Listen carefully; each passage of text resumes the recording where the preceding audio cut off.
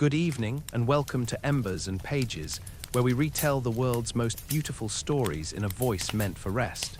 How are you feeling tonight? I hope the day has been kind to you. If it hasn't, if the weight felt too heavy or the world too unforgiving, you're here now.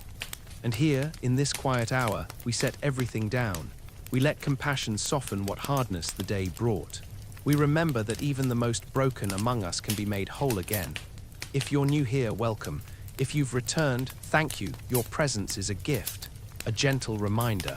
If this story brings you comfort, consider leaving a like, sharing it with someone who might need its message, or leaving a comment about which classic you'd love to hear next. Your voice helps this channel grow, helps us reach more souls seeking rest. Tonight, we step into Victor Hugo's Les Misérables, his epic hymn to human dignity written in 1862. This is a story about redemption, about a man who stole bread and spent 19 years in chains, then learned what mercy meant from a bishop who saw past his crime to his soul.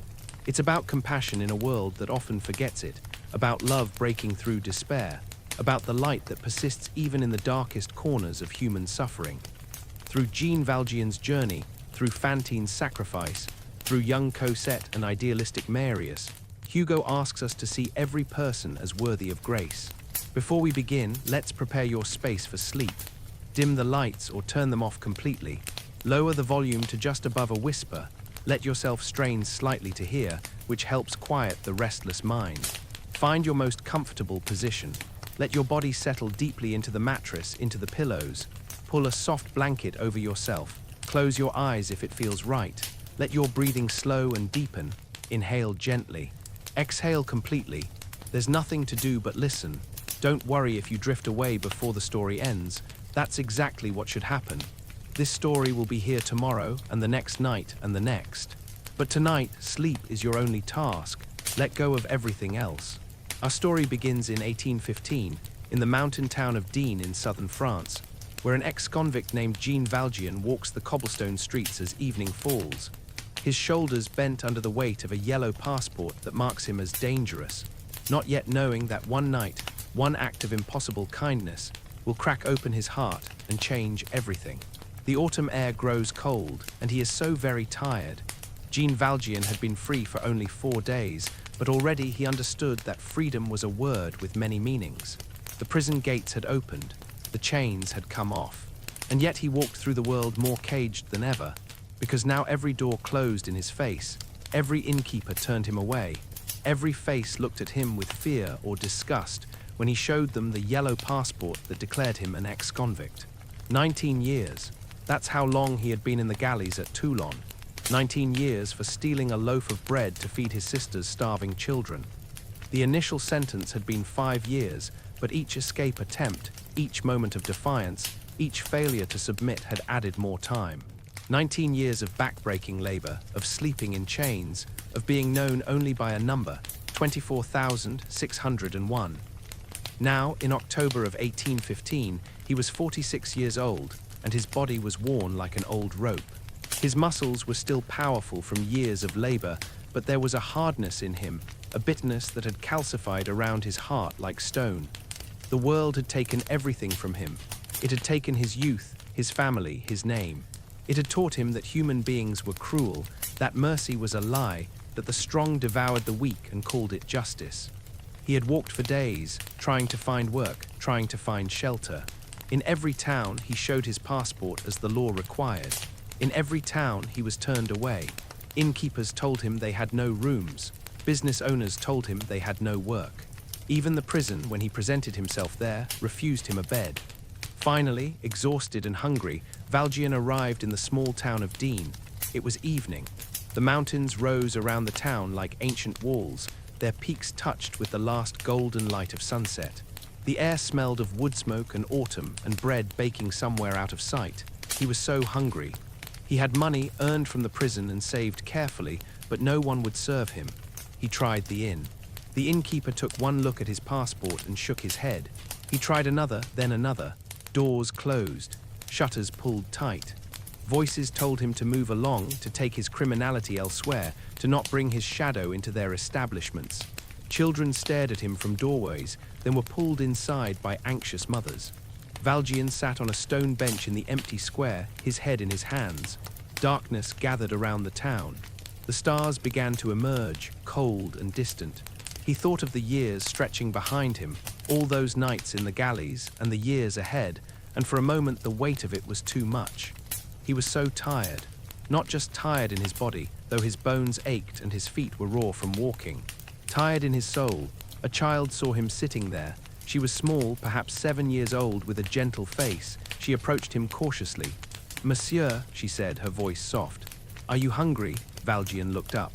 The kindness in her eyes shocked him. When had anyone last looked at him with kindness? "Yes," he said, his voice rough.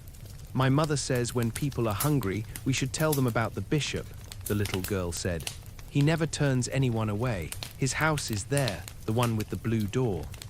She pointed across the square to a simple house, unremarkable except for its welcoming light in the windows. Then she smiled at him, an uncomplicated smile full of innocence, and ran back to her own home.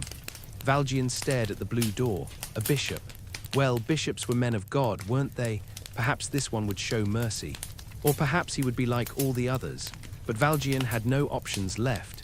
He stood, his body protesting, and walked across the square. He knocked. The sound seemed loud in the quiet evening. The door opened. An old woman stood there, looking at him with a servant's cautious appraisal. "Yes, I was told the bishop might have a bed for a traveller," Valjean said. He kept his voice humble, though humility felt like swallowing gravel. "I can pay.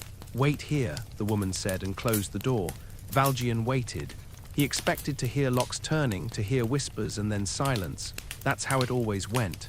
But instead, the door opened again, wider this time, and a man stood there. Bishop Myriel was in his 70s, with white hair and a face lined by years of laughter and compassion. He wore simple clothing, no different from what a common laborer might wear. But his eyes were extraordinary. They were warm and clear, and looked at Valjean not with judgment but with welcome, as if he were greeting an old friend. Come in," the bishop said, stepping aside. "You must be cold. Madame Magloire set another place at the table. Our guest looks hungry." Valjean stood frozen. "You don't know who I am. You're a traveller in need of shelter," the bishop said simply. "That's all I need to know, but if you wish to tell me your name, I'll gladly hear it." Valjean's throat tightened. "I am an ex-convict," he said bluntly. He pulled out the yellow passport with shaking hands. "I spent 19 years in the galleys. Every inn in this town has turned me away. Every door has closed. I have money to pay, but no one will take it. They see this passport and they see a criminal." The bishop took the passport, glanced at it briefly, then handed it back. "Then they see poorly," he said. "I see a man who has walked far and needs rest. Come inside, Monsieur Valjean. Warm yourself by the fire. Supper is ready." The old woman, Madame Magloire, looked worried, her hands twisted in her apron. But the bishop gave her a gentle look, and she nodded reluctantly and went to prepare the table. Valjean stepped inside, disbelieving.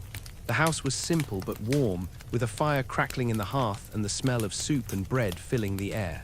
The bishop's sister, a gentle woman named Mademoiselle Baptistine, greeted him with a kind smile and took his coat. They sat him at the table. They served him soup in a white china bowl, fresh bread, cheese, figs. The bishop's silver candlestick stood on the table, catching the firelight, beautiful and simple. Valjean stared at the food. When had anyone last served him food on china, with silver on the table? "Please eat," the bishop said warmly. "You're safe here." Valjean ate. He ate as if he were starving, which he was, not just his body, but something deeper. The food was simple, but it tasted like kindness. The bishop spoke to him throughout the meal, asking gentle questions about his journey, offering no judgments, only compassion. Mademoiselle Baptistine added to the conversation with soft observations about the weather, the beauty of the mountains, small kindnesses that treated him as human. When the meal ended, Madame Magloire showed Valjean to a small, clean room. The bed was made with white sheets, clean and soft. After 19 years of sleeping on planks on stone in chains, this felt like a luxury he didn't deserve. "Sleep well, monsieur," the bishop said from the doorway. "You are safe here. Rest." Valjean lay down on the bed. The sheets smelled of lavender. The pillow was soft. He closed his eyes, but sleep didn't come. Instead, as the house grew quiet, As the bishop and his sister retired to their rooms, darkness crept into Valjean's mind. He thought of those silver candlesticks on the table. He thought of the silver plates and silverware he'd seen. The bishop was a trusting fool. All that silver, and he'd invited a convict into his home. Valjean lay there, wrestling with himself. That silver was worth money. Enough money to start over somewhere new, to buy food and shelter for months, maybe longer. The bishop would never know until morning. By then, Valjean would be far away. The hours passed. Midnight came and went. And then, moving as silently as he had learned to move in prison, Jean Valjean rose from the bed. He crept through the dark house to the dining room. The silver was in a cupboard, unlocked. Of course it was unlocked. The bishop trusted him. Valjean took the silver. He took it all, the candlesticks, the plates, the utensils. He put them in a sack. His heart hammered in his chest, but his hands were steady. 19 years in the galleys had taught him many things. Stealing was one of them. He slipped out through a window, dropping into the garden. The night was cold and clear, the stars watching like silent witnesses. Valjean climbed the garden wall and vanished into the darkness beyond the town, the stolen silver heavy in his sack. By dawn, he was miles away. But the police in the next town stopped him. They saw a rough-looking man with a sack of silver, and they knew what that meant. They arrested him and dragged him back to Dean, back to the bishop's house. Valjean expected the chains again, expected the return to the galleys, more years added to his sentence. Expected the world to confirm what he already knew, that he was worthless, that mercy was a lie, that he would never be anything but 24,601. The police brought him to the bishop's door. It was early morning. The bishop answered, still in his simple night clothes, his white hair unruly from sleep. "Your Excellency," the sergeant said, "we caught this man with your silver. He claims you gave it to him, but of course I gave it to him," the bishop interrupted, his voice mild. Everyone froze. Valjean's heart stopped. The bishop looked at Valjean, and in his eyes was something Valjean had never seen directed at him before. Love, pure, uncomplicated, incomprehensible love. "My friend," the bishop said gently, "why did you leave without the candlesticks? I gave you those as well." He turned to the police. "Officers, there's been a misunderstanding. This silver was a gift. I gave it to Monsieur Valjean last night." He went inside and returned with the 2 silver candlesticks. He placed them in Valjean's trembling hands. The police, confused but deferential to the bishop's authority, released Valjean and left. The bishop and Valjean stood alone in the morning light. The whole town was still asleep. The mountains rose silent around them. "Jean Valjean, my brother," the bishop said quietly, "you no longer belong to evil. With this silver I have bought your soul. I have bought it back from darkness and bitterness and given it to God. Use this silver to become an honest man." Valjean stood there, the candlesticks heavy in his hands, his whole world breaking and reforming around him. He couldn't speak, couldn't move. The bishop smiled, a sad and hopeful smile, and touched Valjean's shoulder. "Go in peace," he said. Then he went back inside and closed the door. Jean Valjean walked away from that house carrying the silver, but something else had changed. Something had cracked open inside his chest where the stone had been. For the first time in 19 years, tears came to his eyes. He walked into the fields beyond the town, the morning sun rising over the mountains, and he wept. He wept for the boy he had been before the galleys. He wept for his sister and her children. He wept for the man he had become, so hardened and bitter. And beneath the weeping, something new was being born, something fragile and painful and precious. Mercy, he had been shown mercy, and it changed everything. Years passed. Jean Valjean disappeared from the world and someone new emerged. In the small manufacturing town of Montreuil-sur-Mer, a man named Monsieur Madeleine appeared in 1818. He was quiet, industrious, and remarkably skilled in the production of jet beads, a specialty of the region. He revolutionized the local manufacture with innovations that made production more efficient and the workers' lives easier. Within a few years, Monsieur Madeleine became wealthy and used that wealth not to enrich himself, but to transform the town. He built new factories that were clean and safe. He raised wages. He established a hospital, a school for children, a home for the elderly. The town flourished, poverty decreased, and in 1821, the grateful citizens persuaded him to become their mayor. Monsieur Madeleine, who had once been Jean Valjean the convict, accepted the position reluctantly. He lived simply despite his wealth, wearing plain black clothes, keeping no servants except an old housekeeper and a gardener. He gave away money faster than he made it, appearing at the bedsides of the sick, the homes of the struggling, always with a quiet word and practical help. The people loved him. They didn't know his past. They only knew his kindness. But beneath his good works, Valjean lived in constant fear. Fear that someone would recognize him. Fear that Inspector Javert, the new police inspector who had transferred to Montreuil-sur-Mer, would uncover the truth. Javert had been a guard at the Toulon galleys. Had he seen Valjean there? Valjean couldn't be certain, but Javert's cold, shrewd eyes seemed to watch him with suspicion. Still, the years passed quietly, until one winter day when Monsieur Madeleine encountered a woman on the street who would change everything again. Her name was Fantine. She worked in one of his factories, a young woman with fair hair and a face that might have been beautiful if it weren't so worn by worry and exhaustion. Valjean knew her only as one among hundreds of workers. He didn't know her story. Not yet. Fantine's story had begun years earlier in Paris, where she had been young and full of hope. She had fallen in love with a young man named Tholomyès, a wealthy student who spoke beautiful words and made beautiful promises. She believed him when he said he loved her. She gave him everything, including herself. When Fantine discovered she was pregnant, Tholomyès had laughed. It had all been a game to him, a summer amusement. He and his wealthy friends abandoned the girls they'd been courting, leaving them with broken hearts, and in Fantine's case, a child. Her daughter was born in 1817. Fantine named her Cosette. She was a beautiful baby with large eyes and a gentle disposition, and Fantine loved her with a fierce, desperate love. But Paris was cruel to unmarried mothers. Fantine couldn't find work, couldn't find shelter. The world judged her, called her immoral, turned her away. So Fantine did what she thought was best. She left Paris, seeking work in the provinces, and on the way she stopped in the small village of Montfermeil. There at an inn, she met a family, Monsieur and Madame Thénardier and their 2 young daughters. The Thénardiers seemed, at first glance, like ordinary innkeepers. Madame Thénardier was playing with her daughters in front of the inn when Fantine arrived, and the sight of those children, happy and cared for, pierced Fantine's heart. "What beautiful daughters you have," Fantine said.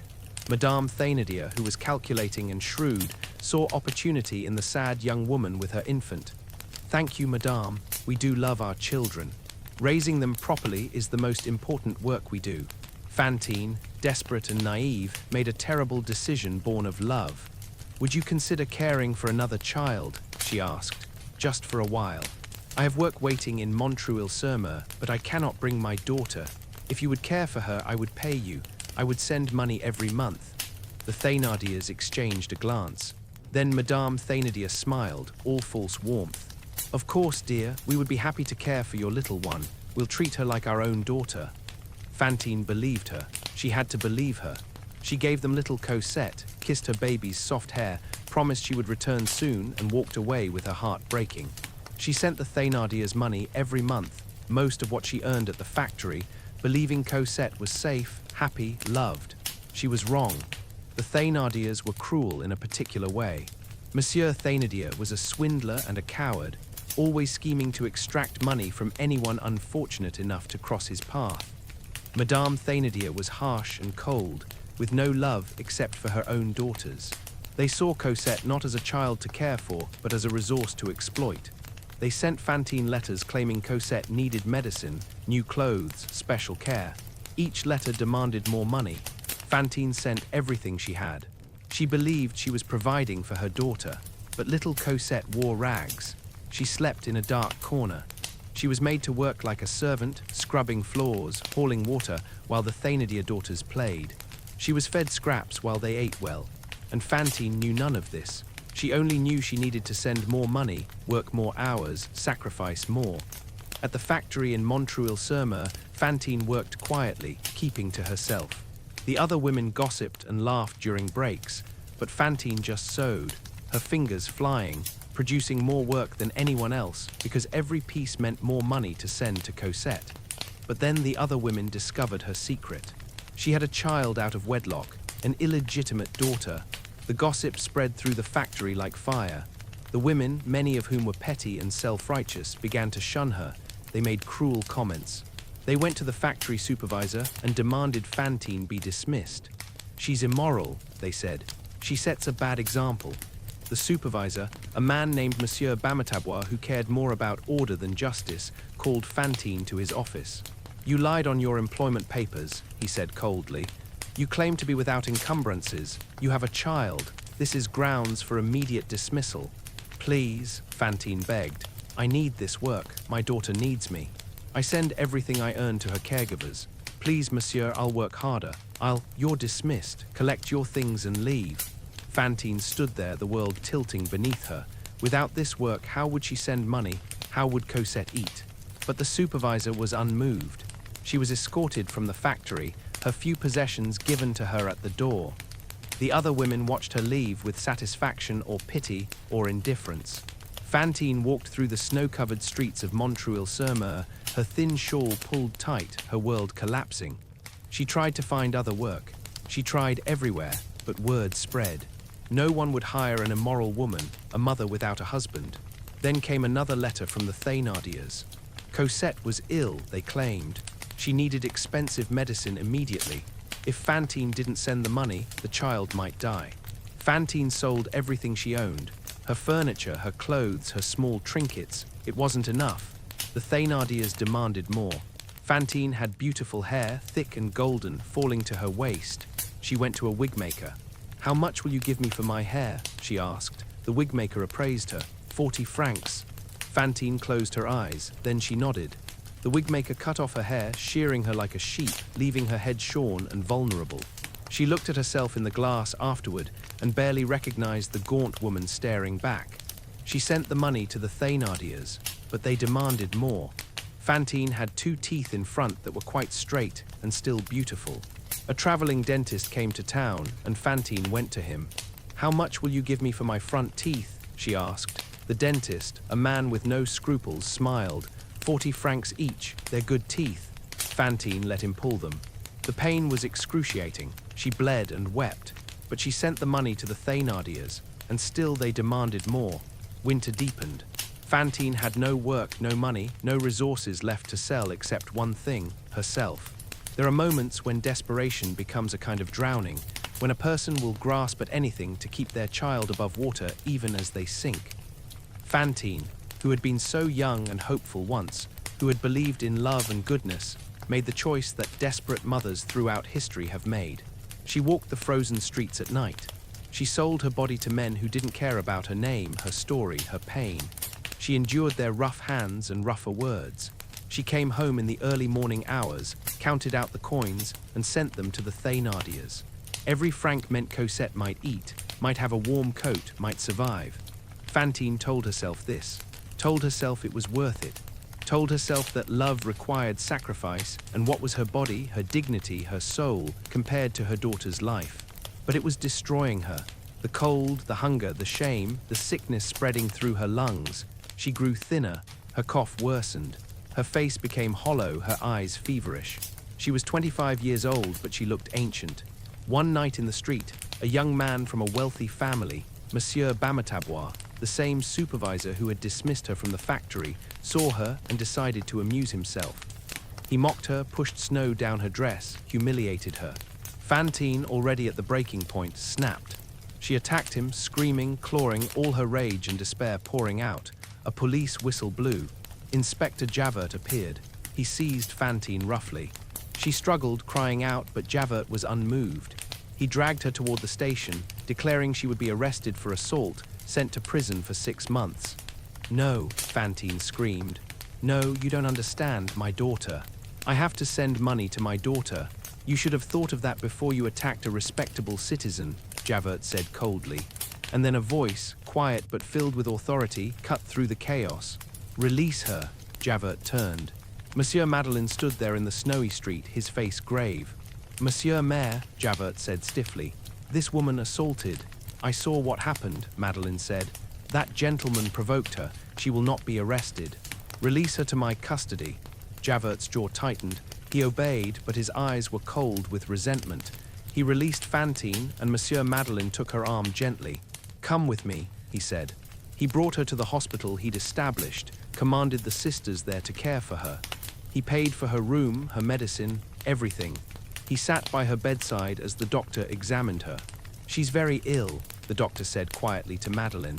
"Consumption, advanced, and malnutrition, exhaustion. It's a wonder she's alive." Madeleine looked at Fantine, truly looked at her for the first time, and saw the ruins of what desperation and cruelty had made. And he was struck by a terrible realization. "She worked in my factory," he said. "Yes, monsieur. I didn't know she was dismissed. I didn't know any of this." The doctor said nothing. What was there to say? Madeleine turned to Fantine. She was lying against the white pillows, her shorn head, her missing teeth, her hollow face making her look like a ghost. "Mademoiselle," he said gently, "I will help you. I will bring your daughter here. I will." "Cosette," Fantine whispered, her eyes feverish and desperate, fixed on him. "You'll bring my Cosette." "I swear it," Madeleine said. "Tell me where she is, and I will bring her to you." Fantine told him everything, the words tumbling out. The Thénardiers, the village of Montfermeil, the money she'd sent, her beautiful daughter whom she hadn't seen in years. She wept as she spoke, and Madeleine took her thin hand in his. "Rest now," he said. "I will make this right." And for the first time in years, Fantine allowed herself to hope. She closed her eyes and slept, her hand still in Madeleine's, dreaming of the day she would hold her daughter again. But outside the hospital room, Monsieur Madeleine, Jean Valjean, stood in the corridor and knew with cold certainty that he might not be able to keep this promise.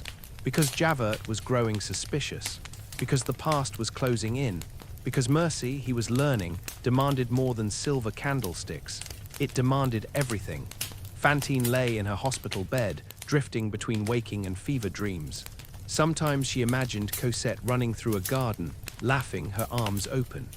Sometimes she imagined herself whole again, with her golden hair and bright teeth, young and hopeful. Sometimes she simply slept, her breathing labored, each breath a small struggle. Monsieur Madeleine visited her daily. He brought flowers, spoke gently, assured her that he would bring Cosette soon, that everything would be well. Fantine believed him because she had to believe him.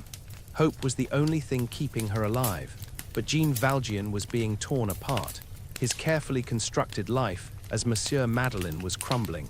Inspector Javert had grown increasingly suspicious, watching him with those cold, analytical eyes. And then, one day, Javert came to Valjean's office with an expression that was almost triumphant. "Monsieur Maire, I must confess something," Javert said stiffly. "I have committed a grave error, and honor demands I report it." Valjean's heart clenched. "What error?" "I suspected you of being a certain Jean Valjean, an ex-convict who broke parole years ago. I reported my suspicions to the authorities, but I was wrong." Javert's voice was bitter with self-recrimination. "Jean Valjean has been captured. He's on trial in Arras, right now as we speak. The evidence is conclusive. Therefore, my suspicions of you were entirely unfounded, and I ask your forgiveness for entertaining them." Valjean stood very still. The room seemed to tilt. "You're certain this man is Jean Valjean?" "Absolutely certain. The trial is today. He'll be convicted and sent back to the galleys for life. Justice will be served." Javert's satisfaction was evident. To him, the world made sense again. Criminals were caught and punished. Order prevailed. After Javert left, Valjean sat alone in his office. The winter afternoon light slanted through the windows, cold and clear. He pressed his hands against the desk to steady himself. Another man was on trial for being Jean Valjean. An innocent man. The authorities had made a mistake, found some poor wretch who resembled him perhaps, and decided he was the escaped convict. If Valjean said nothing, did nothing, this man would be convicted, would be sent to the galleys to die in chains, and Jean Valjean would be safe. He could continue being Monsieur Madeleine, could bring Cosette to Fantine, could do all the good works he'd planned. No one would ever know. All it required was letting an innocent man be destroyed. Valjean spent the afternoon in agony. He paced his office like a caged animal. He thought of the bishop who had saved him, bought his soul from darkness. He thought of Fantine dying, waiting for her daughter. He thought of all the people in Montreuil-sur-Mer who depended on him for their livelihoods, their hospital, their school. If he revealed himself, all of that would end. He would go back to the galleys. Fantine would die without seeing Cosette. The factories might close, the people would suffer, but an innocent man would go to prison in his place. The hours passed. The winter twilight deepened into night. Valjean stood at the window of his office, staring out at the snow-covered town, his forehead pressed against the cold glass. What was the right choice? What would the bishop say? He had told Valjean to become an honest man, to use the mercy he'd been shown to lift himself out of darkness. But what did honesty demand now? Everything. Valjean remembered the galleys, remembered the chains, the cold, the dehumanization, remembered being a number instead of a name, remembered dying inside, piece by piece, year by year. Could he condemn another man to that? Could he condemn himself to it again? But if he didn't, if he stayed silent, could he live with himself? The truth was already forming in his heart, painful and clear as ice. He knew what he had to do. He had always known. But the knowing and the doing were separated by a chasm of terror. Valjean called for his horse and carriage. It was late evening. The trial in Arras would conclude the next morning, he'd calculated. If he traveled through the night, he could arrive before the verdict. He rode through the frozen darkness, the horse's hooves muffled by snow, the stars cold overhead. He didn't let himself think. If he thought too much, he would turn back. He simply rode, mile after mile, while the night deepened around him. Arras was a market town, larger than Montreuil-sur-Mer, with a courthouse that sat heavy and grey in the centre of town. Valjean arrived as dawn was breaking, the sky pale and colourless. He stabled his horse and walked to the courthouse. The trial was already in session. Valjean slipped into the back of the courtroom. It was crowded with spectators. Trials were entertainment for people with little else to occupy them. At the front, a man stood between two guards. Valjean looked at him, this man accused of being Jean Valjean. He was old, perhaps in his 50s, with a bewildered expression. A simple labourer, the kind of man who worked with his hands and his back and never gave much thought to the wider world. His name, Valjean learned from the murmurs around him, was Champmathieu. The prosecutor was presenting evidence. This man, calling himself Champmathieu, is in fact the escaped convict Jean Valjean, number 24,601 from the Toulon galleys. He broke parole 7 years ago and has evaded justice ever since. I ain't never been to Toulon, Champmathieu protested in a rough, uneducated voice. I'm just a tree pruner. I don't know nothing about galleys or numbers. Silence, the judge said coldly. Witnesses were called, former guards from Toulon. They squinted at Champmathieu, nodded. Yes, that's Jean Valjean. I'd recognize him anywhere. Same build, same face. Valjean watched from the back of the room, his hands gripping the railing. They were so certain, so wrong, but so certain.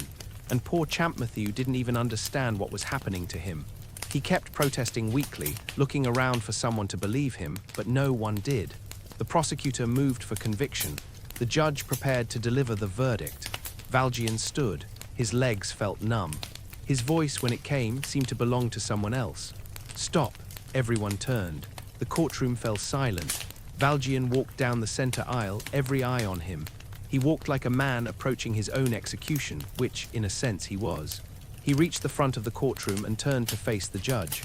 That man is not Jean Valjean, he said clearly. I am.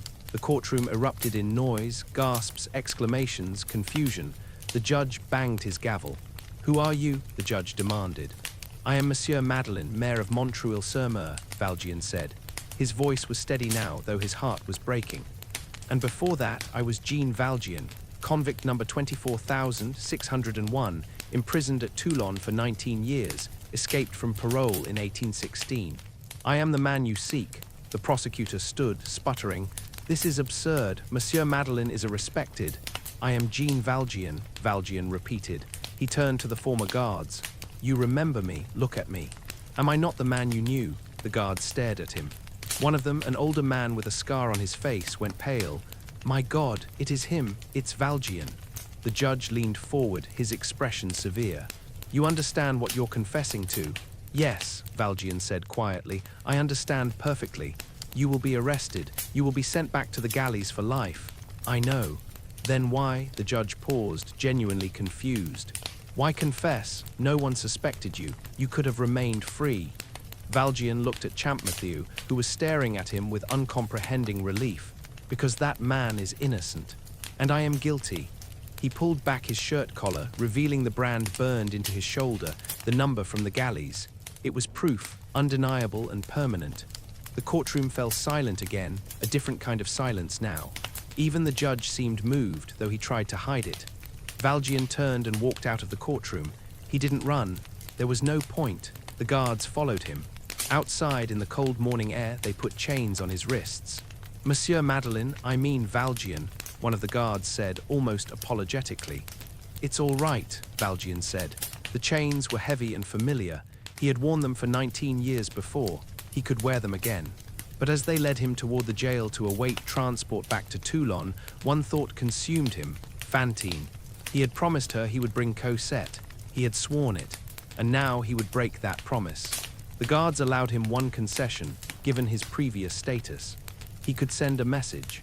Valjean wrote hastily to his housekeeper in Montreuil-sur-Mer, instructing her to care for certain affairs to ensure the hospital and factory continued operating. But he said nothing about Fantine. What could he say? I failed you, I'm sorry. You will die without seeing your daughter, and it's my fault because I couldn't be both honest and free. No words would suffice. They locked him in a cell. It was small and cold, with a high window that let in a square of pale sunlight. Valjean sat on the stone bench and put his head in his hands. He had done the right thing. He knew he had. The bishop's voice echoed in his memory. You no longer belong to evil. By confessing, by saving Champmathieu, Valjean had proven that. He had chosen honesty over safety, another man's freedom over his own. But the cost was so high. He thought of Fantine waiting in her hospital bed, believing he would save her daughter. He thought of Cosette, still trapped with the cruel Thénardiers, still suffering. He thought of all the people in Montreuil-sur-Mer who depended on him. And he thought of the years ahead, back in the galleys, back in chains, back to being a number instead of a man. Night fell. In the darkness of the cell, Jean Valjean wept silently, not for himself, though the fear of returning to that hell was immense. He wept for Fantine, for Cosette, for all the good he would no longer be able to do. But even in his despair, part of him, the part the bishop had touched, the part that had learned what mercy meant, knew this was right. That saving an innocent man from the galleys was worth any personal cost. That honor, once lost, could be reclaimed, but only through sacrifice.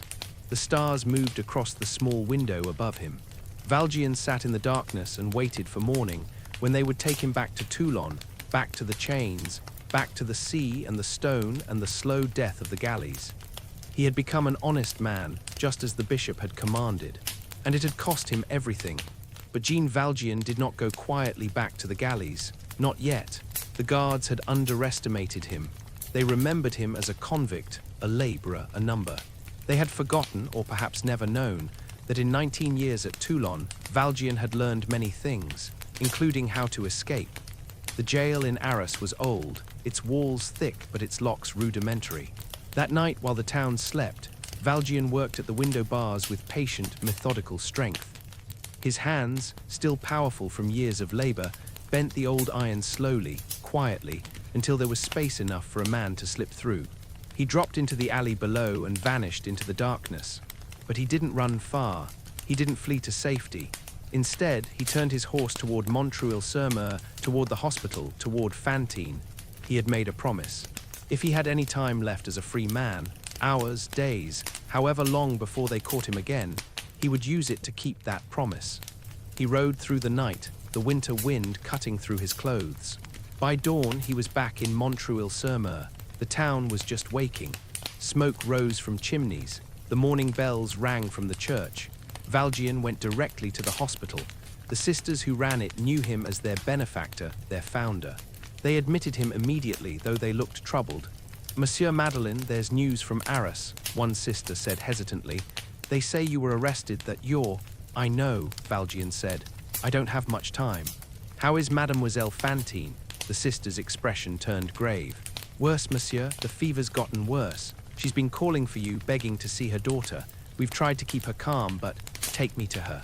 Fantine's room was on the second floor, a small chamber with white walls and a single window overlooking the garden. She lay beneath a white coverlet, her face flushed with fever, her breathing ragged. When Valjean entered, her eyes, bright with illness, fixed on him immediately. "Monsieur Madeleine," she whispered, "you came." Did you bring Cosette?" Valjean's heart broke. He sat beside her bed, took her thin hand gently. "Not yet, Fantine, but I swear to you I will bring her." "How long?" Fantine asked. Tears slipped down her temples. "How long until I see her? I want to see her so much. I dream about her every night. In my dreams she's still a baby, still my little baby, but she must be 8 years old now. I've missed so much." "Too much. You'll see her soon," Valjean said, though the words felt like lies on his tongue. How could he bring Cosette? He was a fugitive now. The police would be searching for him. Javert would be relentless, but Fantine was dying. He could see it in the translucent quality of her skin, the way her breath came too fast and too shallow, the fever consuming her from within. If she had days left, it would be a mercy. "Tell me about her," Valjean said gently. "Tell me about Cosette." Fantine's face softened. Despite the fever, despite the pain, when she spoke of her daughter, there was love, pure, uncomplicated, infinite love. "She had the sweetest smile," Fantine whispered, "even as a baby. And her eyes so big and trusting. She trusted me completely, and I left her. I had to leave her, but it broke my heart. Every day since, every single day, I've thought about her. Is she warm? Is she happy? Does she remember me?" Her voice cracked. "Does she even remember me?" "She remembers you," Valjean said, though he had no way of knowing if it was true. "A child always remembers her mother's love." "I want to brush her hair," Fantine said, her voice fading. "I want to dress her in a pretty white dress and take her to church on Sunday. I want to teach her to read, to sing. I want to watch her grow up. I want—" She broke off, coughing. The coughing went on, her body racking with it. When it finally subsided, there was blood on the handkerchief she pressed to her lips. Valjean looked away, grief and rage warring in his chest. This woman had been destroyed by the world's cruelty, by poverty and desperation, and the callousness of people who should have helped her.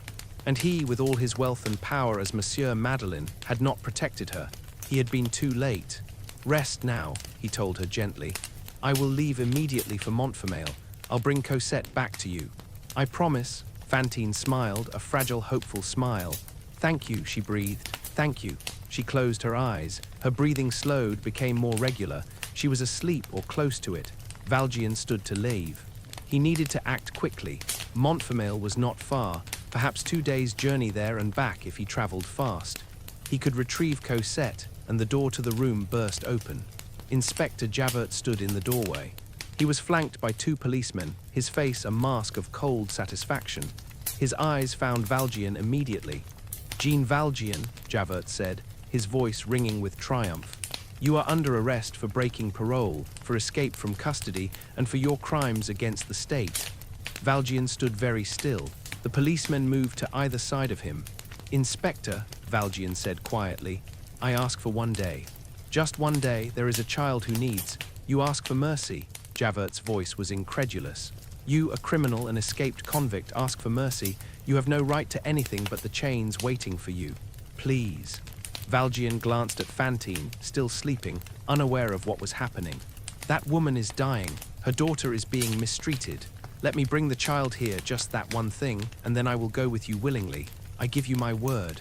"Your word," Javert's lip curled. "The word of a convict means nothing." He turned to the policemen. "Chain him." The policemen moved forward with the manacles, and then from the bed a sound, a gasp. Fantine had woken. Her eyes were open, wide and horrified. She had heard everything. She stared at Valjean. You're Jean Valjean, a convict." Valjean turned to her, anguish in his face.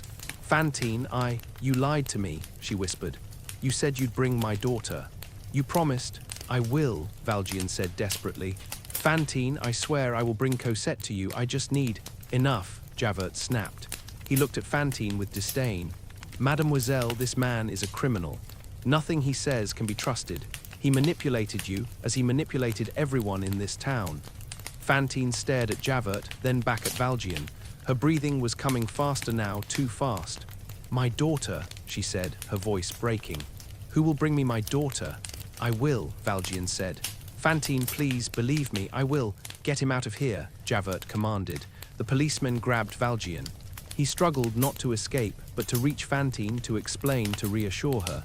"Cosette," Fantine cried out. She tried to sit up, her hands reaching out. "Cosette. I want my Cosette." "Fantine," Valjean shouted as they dragged him toward the door. "You monster," Javert said to him, his voice low and venomous. "Look at what you've done to her." Fantine collapsed back onto the pillows. Her face was grey now, her eyes wide and unseeing. She was gasping, her hands clutching at the sheets. "My baby," she whispered. "My baby." And then she went still. The silence in the room was absolute. One of the sisters rushed to Fantine's side, pressed her fingers to Fantine's throat, her wrist. After a moment, she looked up, her face sorrowful. "She's gone," the sister said quietly. Jean Valjean stopped struggling. The strength went out of him. He stared at Fantine's body, at her face now peaceful in death, at the hands that would never hold her daughter. "No," he whispered. "No, Fantine, I promised you." Javert's expression didn't change. To him, this was just another criminal facing consequences, another woman dead from her own immoral choices. There was no tragedy here, only justice. "Take him to the station," Javert ordered. They dragged Valjean from the room. He didn't resist anymore. What was the point? Fantine was dead. Dead believing he had betrayed her, dead without seeing her daughter, dead alone and despairing. And it was his fault. If he had acted sooner, if he had brought Cosette immediately instead of waiting, if he hadn't confessed at the trial, no. He couldn't think that way. He had done the right thing at the trial, saved an innocent man. But it meant he had failed Fantine. At the police station, they locked him in a cell. Javert stood outside the bars, looking at him with cold satisfaction. "Tomorrow, you'll be transporting back to Toulon," Javert said. "You'll spend the rest of your life in the galleys. That is justice." "What about the child?" Valjean asked, his voice hoarse. "Cosette, Fantine's daughter. She's with the Thénardiers in Montfermeil. They're mistreating her." "Someone needs to." "That is not my concern," Javert said flatly. "My concern is the law, and the law has finally caught you." He turned and walked away, his footsteps echoing on the stone floor. Valjean sat in the cell, his head in his hands. Grief and guilt pressed down on him like physical weight. Fantine was dead. Cosette was still suffering, and he was locked in a cage, powerless to help either of them. But as the hours passed, as the night deepened outside the small barred window, something inside Valjean hardened. He had made a promise to a dying woman. He had failed to keep it before her death, but that didn't mean the promise was void. Cosette was still out there, still mistreated, still suffering. And Jean Valjean, who had once been shown mercy by a bishop, who had learned what it meant to be human again, could not, would not, abandon that child. If he had to escape again, he would escape.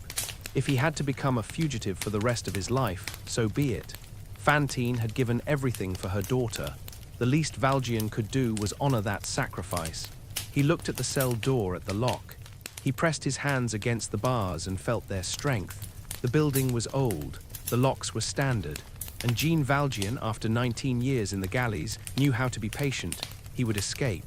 He would find Cosette, he would rescue her, and then perhaps he could face Fantine's memory without shame. The night passed slowly. In the darkness, Jean Valjean prepared himself for what was to come. Not the galleys, not chains, not defeat. Freedom, justice, and the rescue of one small, suffering child. That was what mercy demanded now. And Jean Valjean, who had been brought back from darkness with silver candlesticks, would not fail again. Jean Valjean escaped that night. The process was methodical, almost meditative. He had learned in the galleys that escape was not about brute strength alone, but about patience, observation, and timing. He worked at the window bar with a piece of metal he'd pried from the bed frame, slowly loosening the mortar around it. The guards checked on him twice during the evening, but he heard their footsteps in advance and was sitting peacefully on the bed each time they peered through the small window in the door. By midnight, the bar was loose. By 2 a.m, he had removed it entirely. The opening was narrow, but Valjean was lean and strong. He squeezed through, dropped into the alley below, and disappeared into the winter night. He didn't go far at first. He hid in the outskirts of Montreuil-sur-Mer until morning, waiting. When the town woke and the alarm was raised, escaped prisoner, dangerous convict, search every building, Valjean was already miles away, walking through frozen fields toward Montfermeil. He walked for 2 days, avoiding roads where possible, sleeping in barns and abandoned buildings, eating little.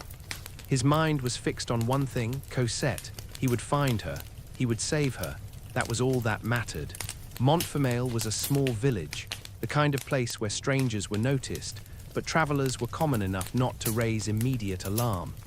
It was late December now, close to Christmas, and the village was decorated with holly and evergreen boughs. Valjean arrived in the evening as snow began to fall, soft and thick. The Thénardier Inn stood at the edge of the village, a ramshackle building with a crooked sign reading Sergeant of Waterloo. The windows were lit, casting yellow light onto the snow. Inside, Valjean could hear laughter and the clink of glasses. He paused outside, gathering himself. Then he pushed open the door. The inn's common room was warm and crowded. Men sat at tables drinking wine, their voices loud. Behind the bar stood Monsieur Thénardier, a man with a weasel-like face and calculating eyes. His wife, large and harsh-featured, stood nearby berating a servant. No, not a servant, a child. Valjean's breath caught. Cosette. She was so small, 8 years old, but she looked younger, thin and underfed. She wore a ragged dress too large for her, and her feet were bare despite the cold. Her hair, which should have been brushed and braided, hung in tangles around her face. She was carrying a bucket nearly as large as herself, struggling with its weight.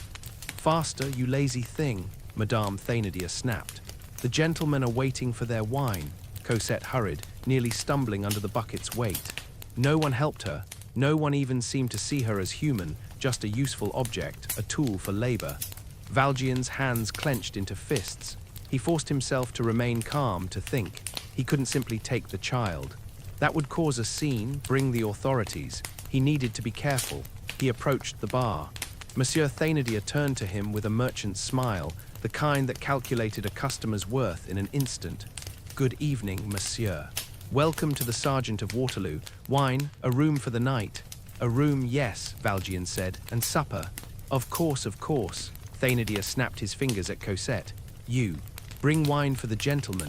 Cosette hurried over with a bottle and glass. She moved like a frightened animal, always expecting a blow. When she poured the wine, her hands shook so badly some spilled on the table. Madame Thénardier saw it from across the room. "Clumsy wretch," she shouted. "You'll pay for that wine out of your bread ration." Cosette flinched but said nothing. She started to back away. "Wait," Valjean said gently. Cosette froze, fear in her large eyes. Valjean looked at her, truly looked at her, and saw Fantine. The same delicate features, the same gentle spirit beneath the suffering. This child had her mother's face. "What is your name?" Valjean asked, keeping his voice soft. "Cosette, monsieur," she whispered. "That's a beautiful name." Cosette stared at him as if kindness were a foreign language she no longer understood. "Enough chattering," Madame Thénardier barked. "There's work to be done. Get outside and fetch more water from the spring."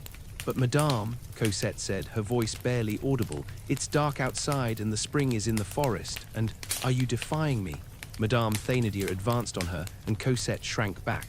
"No, madame, I'll go right now." She grabbed the bucket and fled toward the door. Valjean watched her go, saw her push open the door into the snowy darkness, saw her bare feet disappear into the night. An 8-year-old child.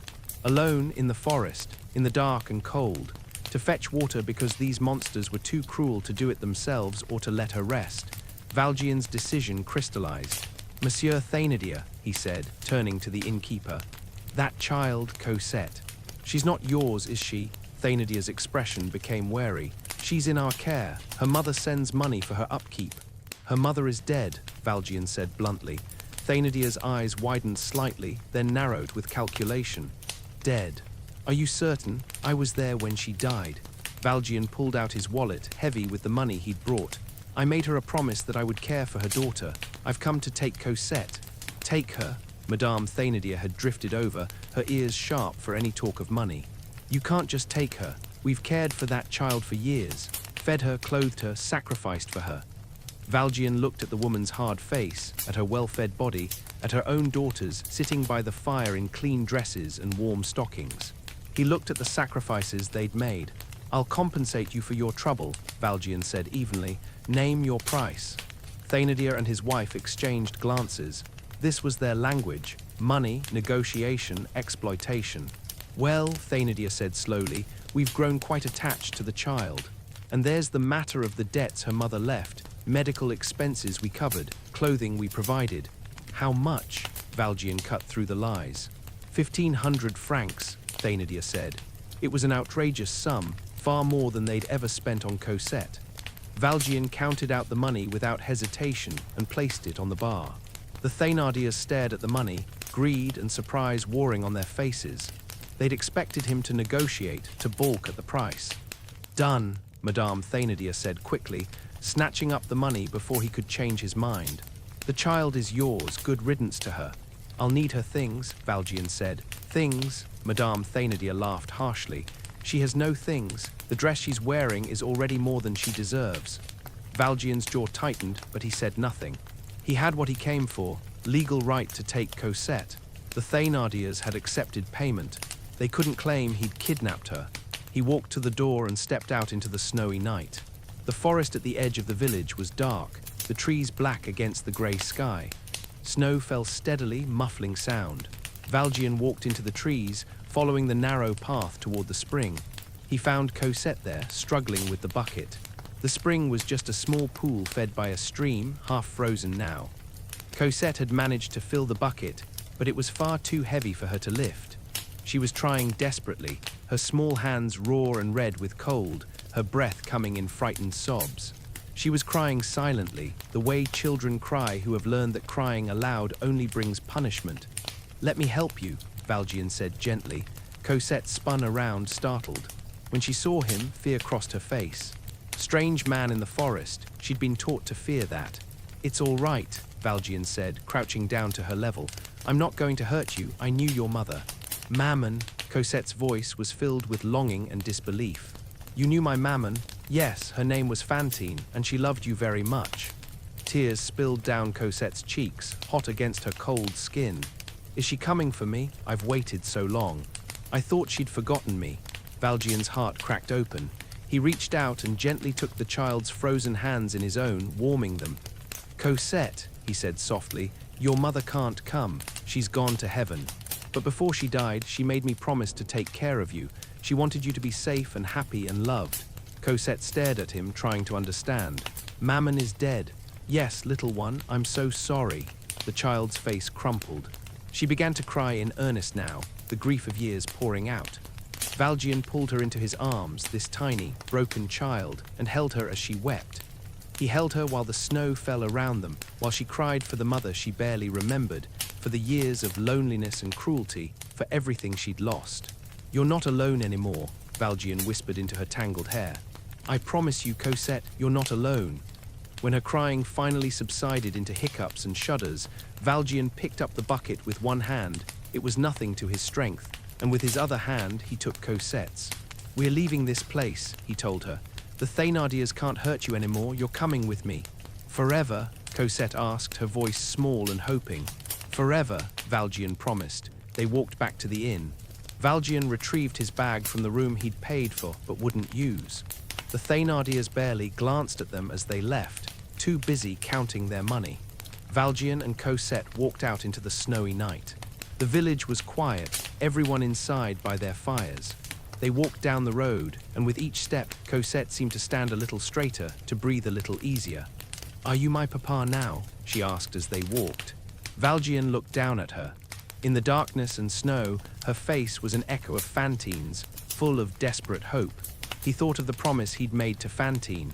He thought of the purpose the bishop had given him when he'd bought his soul with silver candlesticks. He thought of what mercy required of him now. "Yes," he said, his voice rough with emotion. "Yes, Cosette, I'm your papa now." She slipped her small hand into his and held on tight. They walked through the night, leaving Montfermeil behind. Valjean didn't know where they would go, how they would hide from Javert and the law. But he had this child now, this sacred trust, and he would protect her with his life. Fantine's daughter was safe. And Jean Valjean, the ex-convict who had learned mercy from a bishop, who had failed to save the mother, would spend the rest of his days making sure the daughter knew what love meant. 8 years passed. 8 years of hiding, of careful living, of learning what it meant to be a father. Valjean and Cosette fled first to Paris, that great sprawling city where people could disappear into the masses. But Paris felt dangerous. Too many police, too many eyes, too much risk of being recognized. So they moved to the outskirts, to a crumbling old convent called Petit Picpus, where Valjean worked as a gardener and Cosette grew up among the gentle nuns. Those years were quiet, peaceful, even. Cosette thrived like a plant finally given water and sunlight. She grew taller, stronger, her face losing its haunted look. The nuns taught her to read and write, to sew and sing. Valjean taught her kindness by showing her kindness every single day. He had never been a father before, didn't know how to be one, but he learned. He learned that being a father meant braiding her hair, even though his thick fingers fumbled with the ribbons. It meant reading her stories at bedtime, his rough voice softening with the fairy tales. It meant saving every franc to buy her a new dress when she outgrew the old one, meant sitting up when she had nightmares, meant answering her endless questions about the world with patience. Cosette called him Papa, at first hesitantly, testing the word like a fragile thing that might break. But as the months passed, as she learned to trust that he wouldn't leave her, wouldn't hurt her, that his love was steady as stone, she said it with confidence. With joy, Papa. And Jean Valjean, the man who had spent 19 years being a number, who had been hardened and broken and remade, discovered something unexpected. Love. Not the desperate protective love of duty, but the deep, transformative love of fatherhood. This child had become his whole world. Her happiness was his purpose. Her safety was his obsession. But they couldn't stay at Petit Picpus forever. When Cosette turned 15, it became clear she needed more than the convent could offer. She needed to see the world, to have friends, to live. So Valjean, despite his fear, rented a small house in Paris, on the Rue Plumet. It had a garden, a large, overgrown garden surrounded by high walls, perfect for privacy. They moved in during the spring of 1832. Paris was tense that year, political unrest simmering beneath the surface, whispers of revolution growing louder. But Valjean paid little attention to politics. His world was the garden and the house and Cosette. The garden became their refuge. Valjean tended it carefully, coaxing flowers to bloom, vegetables to grow. Cosette wandered among the roses and lilacs, her long dark hair flowing freely, her laughter like music after years of silence. She had grown beautiful, not in a flashy way, but in a gentle, luminous way that reminded Valjean painfully of Fantine. She had her mother's eyes, her mother's tender heart. They lived quietly.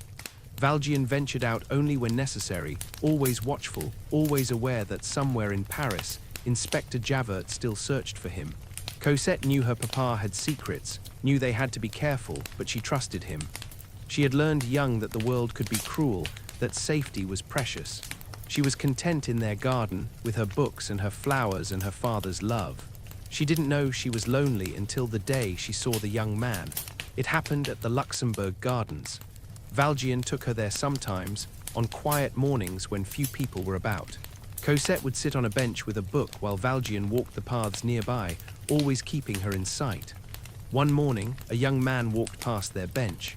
He was perhaps 22 or 23, simply dressed, with dark, thoughtful eyes and an earnest face.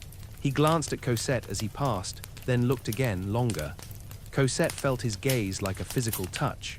She looked up from her book, met his eyes for just a moment. Something passed between them, recognition, curiosity, connection. Then he was gone, walking on, and Cosette sat very still, her heart beating strangely fast. Valjean noticed nothing. He was watching a gardener trim the hedges, thinking about his own roses at home. But the next time they came to the Luxembourg Gardens, the young man was there again. And the time after that, always at a distance, always respectful, but always watching Cosette with those dark, earnest eyes. Cosette found herself watching back. She didn't know his name, didn't even know the sound of his voice. But she knew the way he walked, the way his hair fell across his forehead, the way he looked at her as if she were something precious and rare. It was Marius Pontmercy, though Cosette didn't know that yet. All she knew was that her heart had woken up. Meanwhile, in the shadows beyond their peaceful garden, darkness was gathering. The Thénardiers had not forgotten about Jean Valjean. Monsieur Thénardier, that eternal schemer, had fallen lower since the night Valjean had taken Cosette. The inn had failed. He turned to outright crime, robbery, extortion, living in the slums of Paris with a gang of cutthroats. His eldest daughter Eponine had grown into a young woman, ragged and sharp-eyed, helping her father with his schemes. One day, quite by accident, Eponine saw Valjean on a Paris street. She recognized him immediately, the man who'd taken Cosette, the man who'd paid them 1,500 francs. She followed him at a distance, all the way to the house on Rue Plumet. That night, she told her father. Thénardier's eyes gleamed with greed. A man living quietly in a fine house with high walls. He's hiding something, which means he'll pay to keep it hidden. What about the girl? Eponine asked. Cosette, she's there too. I saw her in the garden. The girl, Thénardier waved his hand dismissively. She's nothing, but the man has money. We'll rob him, or better, we'll threaten to expose him to the police. Either way, we'll bleed him for everything he has. Eponine said nothing, but something troubled her. She remembered Cosette from childhood, remembered tormenting her at her mother's behest. She wasn't proud of those memories. The Thénardiers began watching the house on Rue Plumet, planning their attack. They gathered their gang, rough men, ex-convicts, men with nothing to lose. They would break in at night, rob the place, and if the old man resisted, well, there were ways to deal with resistance. Valjean, in his garden with Cosette, suspected nothing.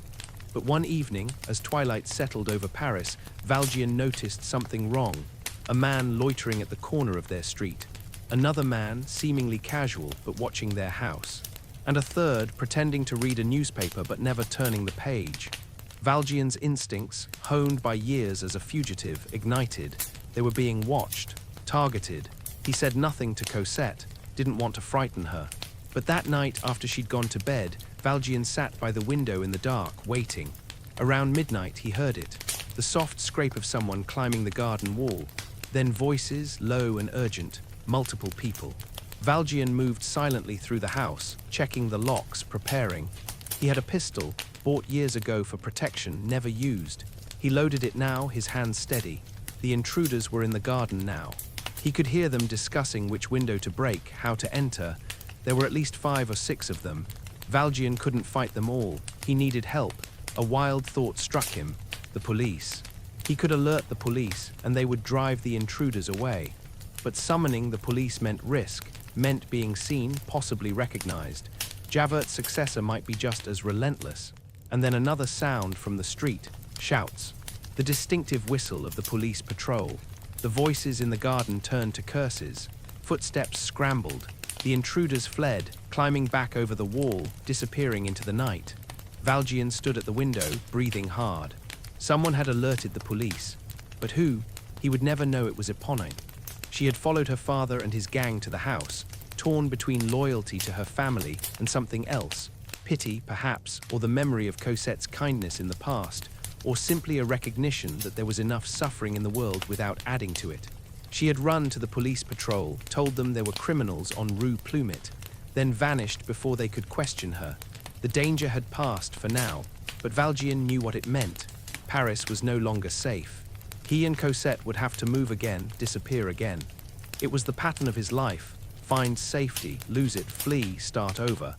But when he looked at Cosette the next morning, when he saw her sitting in the garden with that distant, dreamy look in her eyes, he knew something had changed.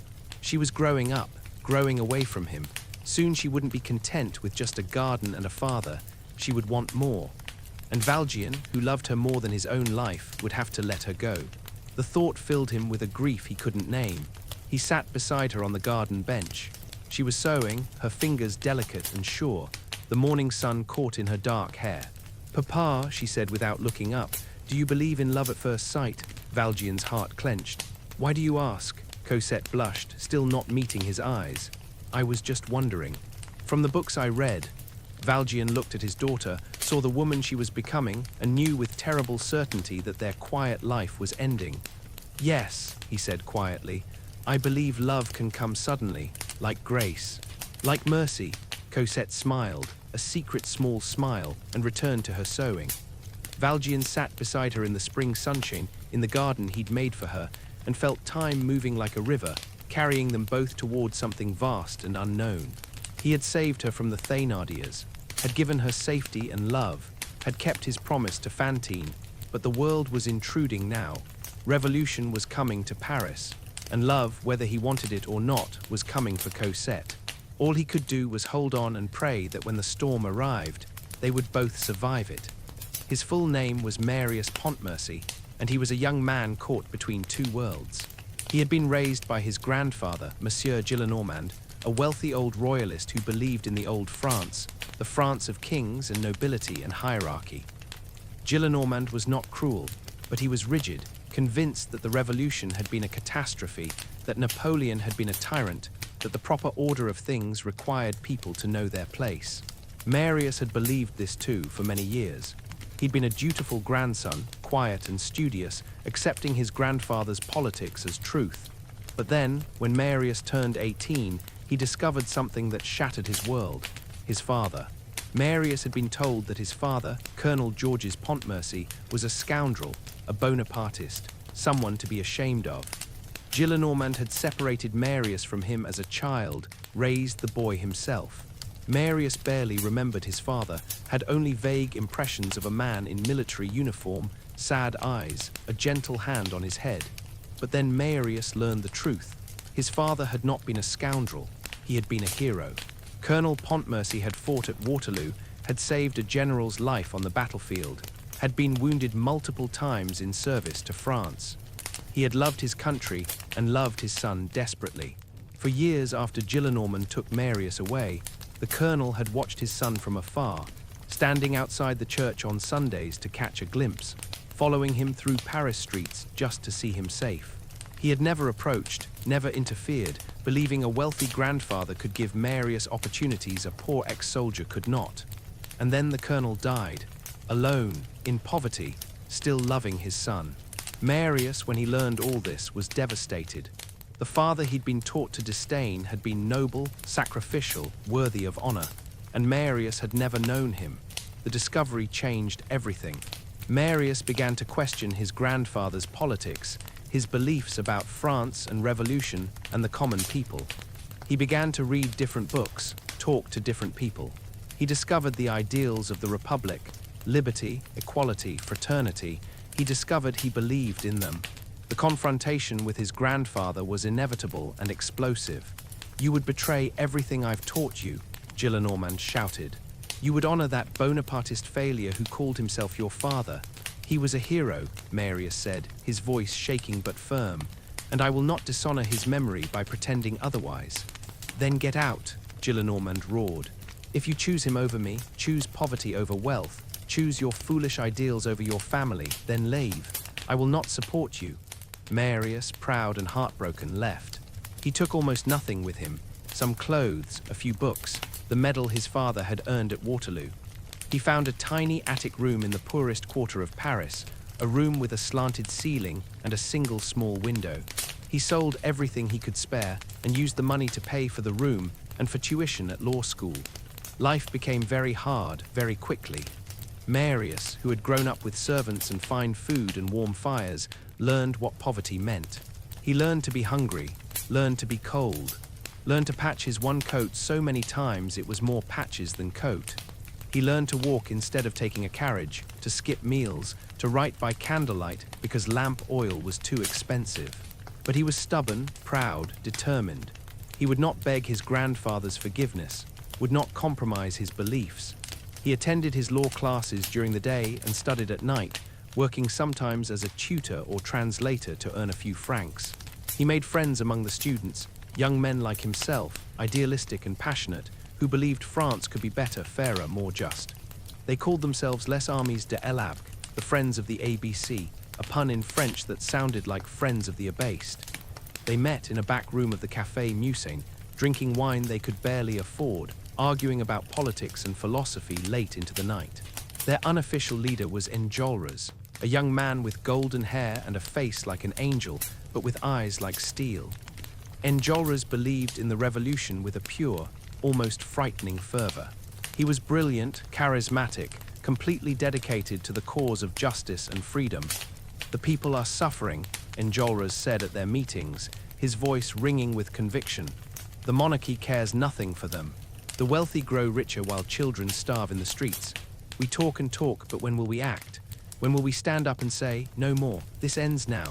the other students, Comefera the philosopher, Courfeyrac the cheerful one, Feuilly the fan maker who worked with his hands, Bahorel the law student who never went to class, listened and nodded. They were ready, they said, ready to fight, ready to die if necessary for a better France.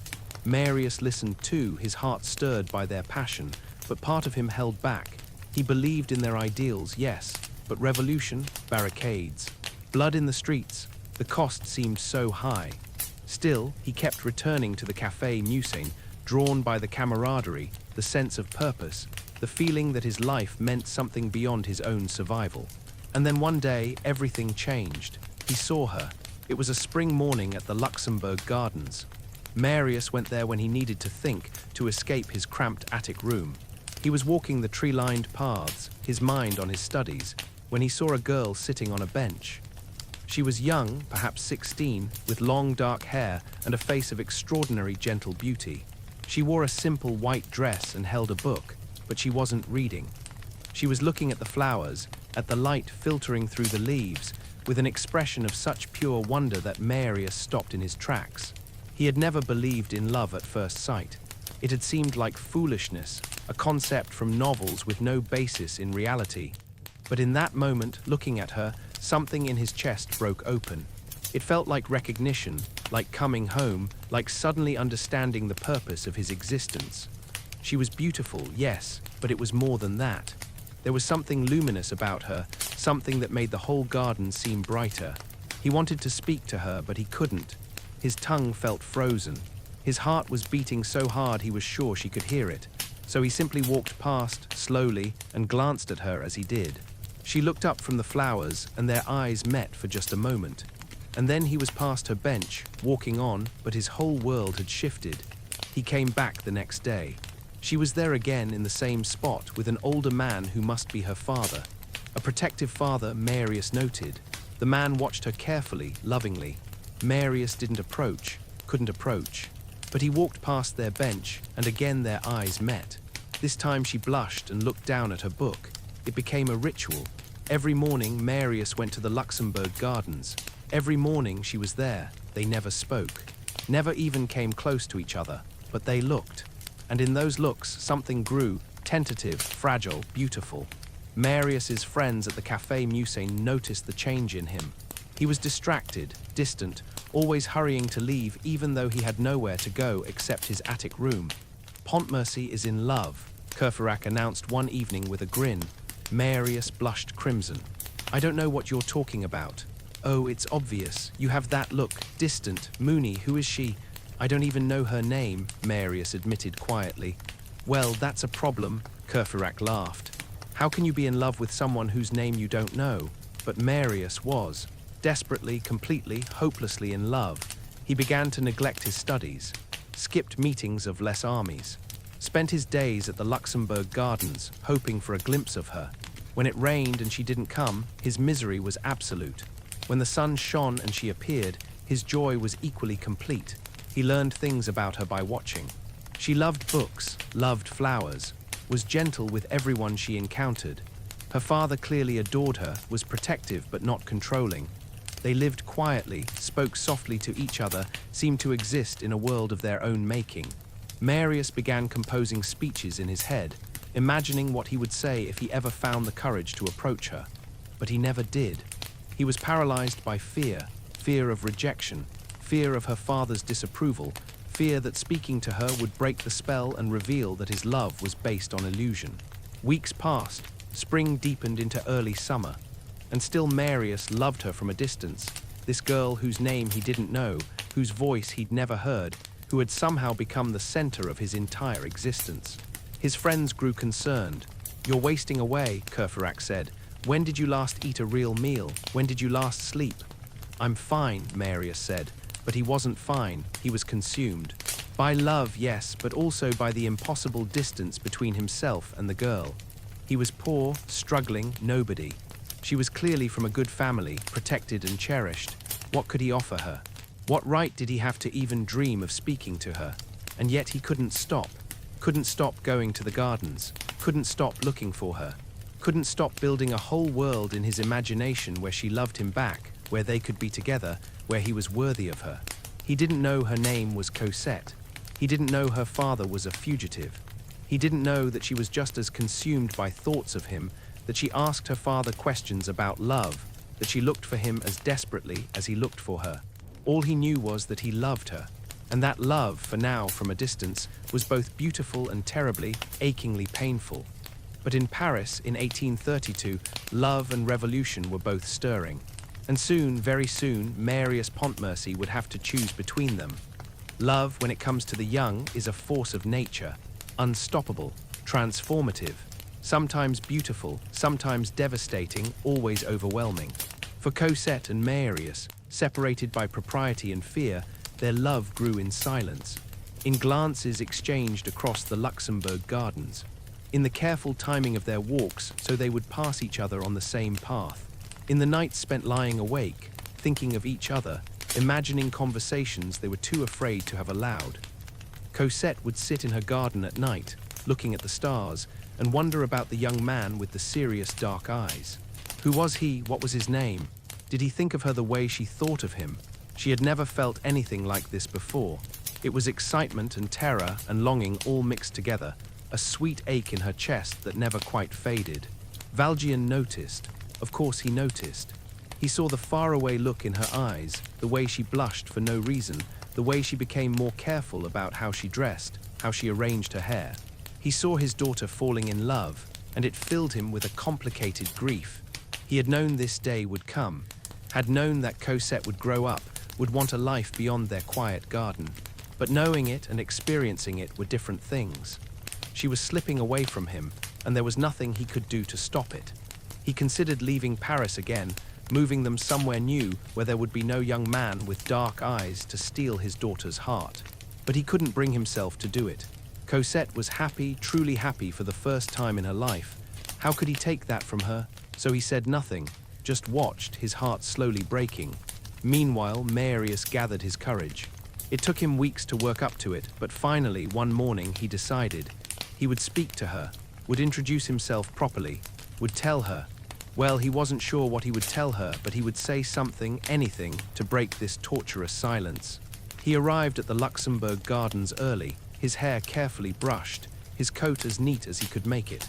He walked the familiar paths, his heart hammering, rehearsing words in his head. But when he reached their usual bench, it was empty. He waited, minutes passed, an hour, 2 hours, she didn't come. The next day the same, the bench was empty. The gardens felt hollow without her. Marius, frantic now, came back every day for a week. She never appeared. Had something happened to her? Had her father taken her away? Had she grown tired of the silent game they'd been playing? Marius felt like he was drowning. He walked the streets of Paris in a daze, barely eating, barely sleeping. His friends at the Café Musée noticed, but didn't know what to say. Courfeyrac tried to cheer him up with jokes and wine, but Marius was beyond comfort. "I've lost her," he said one night, his voice hollow. "I don't even know her name, and I've lost her." But Marius was wrong. He hadn't lost her. Valjean, in his caution, had noticed a young man who kept appearing near their bench, who watched Cosette with unmistakable longing. It made him uneasy. Who was this young man? What did he want? Was he a threat to Cosette's safety or to Valjean's secrecy? So Valjean changed their routine. Instead of the Luxembourg Gardens in the morning, they walked elsewhere. A different park, different streets, different times of day. It was for safety, he told himself, for protection. But Cosette knew better. "Papa, why don't we go to the Luxembourg anymore?" "I thought a change would be nice," Valjean said, not meeting her eyes. Cosette said nothing, but her heart sank. She understood. Her father had seen the young man, had noticed the looks exchanged, and he was keeping her away. She wanted to argue, to beg, to explain that her feelings were real and precious. But she was too gentle to defy him. So she obeyed and walked the new routes and felt like something vital had been stolen from her. Days turned into weeks. Both Cosette and Marius ached with loss and longing, neither knowing the other felt the same. And then one evening, fate intervened. Cosette was in her garden on Rue Plumet, sitting on a stone bench among the roses. The sun was setting, painting the sky gold and pink. She was trying to read, but the words blurred. She kept thinking of the young man, wondering where he was, if he ever thought of her. From beyond the garden wall she heard a sound, a soft footstep, then silence. Her heart began to race. She stood, moved toward the wall, listening. Cosette, her name, whispered so quietly she almost didn't hear it. But she did hear it, and the sound of it in that voice, his voice, made her freeze. Cosette, the voice came again, a little louder, trembling with emotion. She ran to the wall. There was a crack in the old stone, a narrow space where mortar had crumbled away. She pressed her face to it and saw on the other side an eye, dark and familiar and filled with desperate hope. "It's you," she breathed. "Yes," Marius said. "I'm sorry, I know I shouldn't be here, but I had to find you. You stopped coming to the gardens and I thought I'd lost you forever. I don't even know your name, but I had to see you again." Cosette," she said quickly. "My name is Cosette." "Cosette," he repeated, like it was the most beautiful word he'd ever heard. "I'm Marius Pontmercy." They stood there, separated by the wall, speaking through a crack in the stone. It should have been absurd, but it felt like the most natural thing in the world. They talked for hours, about everything, about nothing. Marius told her about his grandfather, his father, his ideals. Cosette told him about her garden, her books, her father. They didn't talk about the big things yet, didn't say, "I love you," though both felt it burning in their chests. Just talked, the words tumbling out after weeks of silence, both of them giddy with the joy of finally connecting. When the moon rose and Cosette knew she had to go inside before her father noticed her absence, Marius pressed his hand against the wall. "Can I come back tomorrow night?" he asked. "Yes," Cosette said, pressing her hand to the same spot on her side of the wall. "Please." "Tomorrow then," Marius said. "Good night, Cosette." "Good night, Marius." She went inside, her heart soaring. That night she barely slept, just lay in bed smiling at the ceiling, seeing his face in her mind, hearing his voice saying her name. The next night Marius returned, and the night after that. It became their routine. After dark, when Valjean thought Cosette was asleep, she would slip into the garden and Marius would be there, on the other side of the wall, and they would talk for hours. Eventually, Marius found a way to climb over the wall. The first time Cosette saw him standing in her garden, tall and real and close enough to touch, she thought her heart would burst. They sat together on the stone bench among the roses, under the stars.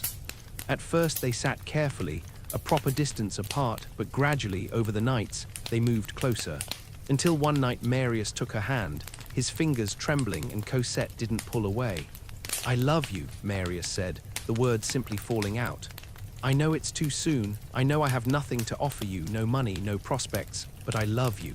I've loved you since the first moment I saw you at the Luxembourg Gardens." "I love you too," Cosette said, tears spilling down her cheeks. "I've never felt anything like this. When you're here, the whole world makes sense." They kissed then, tentative and sweet, and it felt like the garden held its breath around them. For a few weeks, they existed in a bubble of perfect happiness. Secret meetings in the moonlit garden, whispered conversations, stolen kisses. The world outside didn't matter. The threat of revolution, the poverty Marius lived in, the secrets Valjean kept, none of it seemed real compared to their love. But reality has a way of intruding. One night, Cosette came to the garden with tears on her face. Marius, alarmed, took her hands. "What's wrong?" "My father," Cosette said, her voice breaking. "He says we have to leave Paris. He says it's dangerous here, that we need to go to England. He's already making arrangements. Marius, we're leaving in a week." Marius felt the world tilt. No, you can't leave." "Cosette, I can't lose you." "I don't want to go," Cosette wept. "But he won't listen to me. He's so afraid all the time, so secretive. I don't understand why we have to keep moving, keep hiding, but he won't explain." Marius held her while she cried, his mind racing. England, a week, it might as well be forever. He had no money to follow her, no way to maintain contact. If she left, he would lose her. "Marry me," he said suddenly. Cosette pulled back, staring at him. "What, marry me?" Marius repeated, his voice gaining strength. "If we're married, your father can't take you away. We'll be a family, you and I, and he'll have to accept it. I know I'm poor, I know I have nothing to offer you but love, but Cosette, I swear I will spend my whole life making you happy. Marry me." Cosette looked at him, this earnest young man who had somehow become her entire world, and she knew her answer. "Yes," she said. "Yes, Marius, I'll marry you." They held each other tight in the moonlit garden, making promises they had no idea how to keep, believing that love would be enough to overcome everything. They were so young, so hopeful, so unaware of the storm that was gathering over Paris, the violence that would soon erupt in the streets, the choices both of them would have to make. But for that one moment, in the garden under the stars, they were simply two people in love, believing their love could save them. And perhaps in the end, it would. In the shadows of Paris, where the poorest lived in crumbling tenements and desperate schemes, the Thénardiers had become something worse than they'd been in Montfermeil. Monsieur Thénardier now went by various names: Jondrette, Fabantou, different aliases for different cons. He and his wife lived in the most wretched conditions, in a boarding house in the poorest quarter, their eldest daughter Eponine helping with their criminal enterprises, while their youngest, Azelma, grew gaunt and bitter. They had fallen far. The inn had failed years ago. Every legitimate venture Thénardier attempted ended in failure because he was too busy looking for shortcuts, for ways to cheat and steal. Now they survived on robbery, extortion, and manipulation of the charities that tried to help the poor. But Thénardier had not forgotten about Jean Valjean, the man who had taken Cosette, the man who had paid 1,500 francs without blinking. A man with money and secrets was a resource waiting to be exploited. When Eponine reported seeing Valjean en Rue Plumet, Thénardier's greedy mind began scheming. At first he'd planned a simple robbery, break in, take whatever wasn't nailed down, disappear. But then a better idea occurred to him: blackmail. If Valjean was hiding, living quietly under a false name, he must have a past worth concealing. Thénardier could threaten to expose him unless he paid vast sums. It was Eponine who complicated things. She had been returning from an errand for her father when she saw a young man standing outside the garden wall on Rue Plumet. He was well dressed but thin, with the look of genteel poverty about him. And he was staring at the wall with such longing that Eponine, who knew longing when she saw it, recognized what was happening. This young man was in love with someone beyond that wall. She followed him when he left, followed him to the Café Musain, where he met with other young men, students and idealists who talked passionately about revolution. She learned his name, Marius Pontmercy, and something in Eponine's hardened heart cracked open. Marius was beautiful, not in his face, though his face was kind, but in the way he moved, the way he spoke with such earnest passion about justice and fairness. He believed the world could be better. He believed people deserved dignity. He was nothing like the men Eponine knew, her father with his schemes, the criminals they associated with, men who took and used and cared for nothing but themselves. Marius was good, and Eponine, who had never been shown goodness, fell in love with him. It was a hopeless love, and she knew it. She was dressed in rags, her face thin and hardened by poverty. Her hands were rough from work, her manner coarse from growing up among criminals. She had nothing to offer him, but still she began to follow him, to watch over him like a shadow. When Marius discovered where Cosette lived, when he began climbing the wall to meet her in the garden, Eponine watched from the darkness. She saw them together, saw the way they looked at each other, and her heart broke. She could have told her father immediately about the rich household on Rue Plumet, could have helped him plan the robbery, but she didn't, because if her father robbed that house, Marius would lose the girl he loved. And Eponine, even in her pain, couldn't bear to cause Marius suffering, so she did something unexpected. When her father gathered his gang to rob the house, Eponine went ahead and alerted the police patrol. The robbery was thwarted. Thénardier was furious. "Someone betrayed us. One of you warned them." Eponine said nothing, just melted into the shadows, but Thénardier was relentless. He devised a new plan. He would approach Valjean directly with a letter claiming to be an impoverished father desperately seeking help, would gain entry to the house under false pretenses, then rob him or blackmail him, whichever seemed more profitable. It was this scheme that brought the Thénardiers into contact with an unexpected person, Marius himself.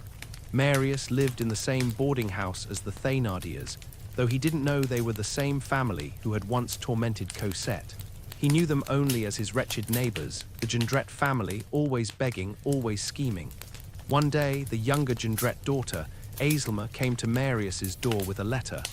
"Monsieur," she said in a pitiful voice, "my father is dying. We're starving. Could you spare anything to help?" Marius, who was himself nearly starving, had almost nothing. but the girl looked so desperate that he gave her the few coins he had.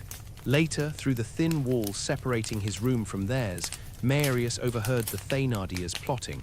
They were planning to rob someone, a rich man they'd identified. They spoke about violence, about what they'd do if the man resisted. Marius was torn. He should alert the police. But he also knew from his friends at the cafe that the police were tools of oppression, that they arrested the poor for stealing bread, while the rich stole with impunity. Could he betray even criminals to such a system? He decided to observe, to see who this intended victim was. If the man was truly in danger, Marius would intervene. What Marius didn't know was that the intended victim was the father of the girl he loved, that this web of crime and desperation was about to entangle everyone he cared about. Eponine, meanwhile, had her own crisis. She loved Marius, loved him desperately, hopelessly. And she knew he loved Cosette, the girl in the garden, the girl Eponine had tormented as a child. Part of her wanted to destroy that love.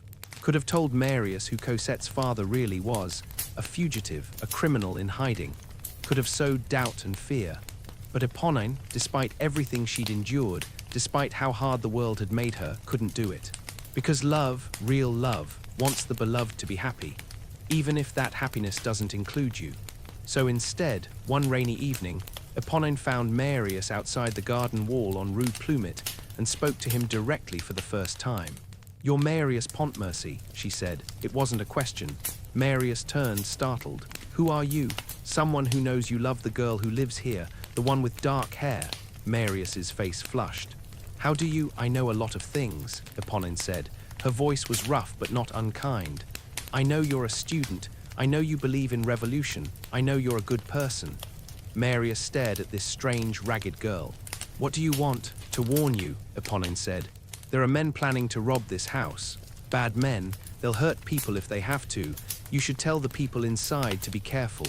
To leave maybe before it's too late." "Who are these men?" Marius demanded. "Does it matter? Just warn them, please." She turned to leave, but Marius caught her arm gently. "Wait, what's your name?" "Eponine," she said.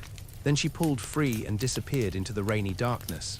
Marius stood there, confused and alarmed. He needed to warn Cosette, needed to protect her. But when he climbed the wall that night, the garden was empty. The house was dark. Valjean had already begun preparations to leave Paris, to take Cosette to England as he'd planned. Marius left a desperate note, tucked into a crack in the garden wall. "My beloved, they say you're leaving. Please tell me where you're going.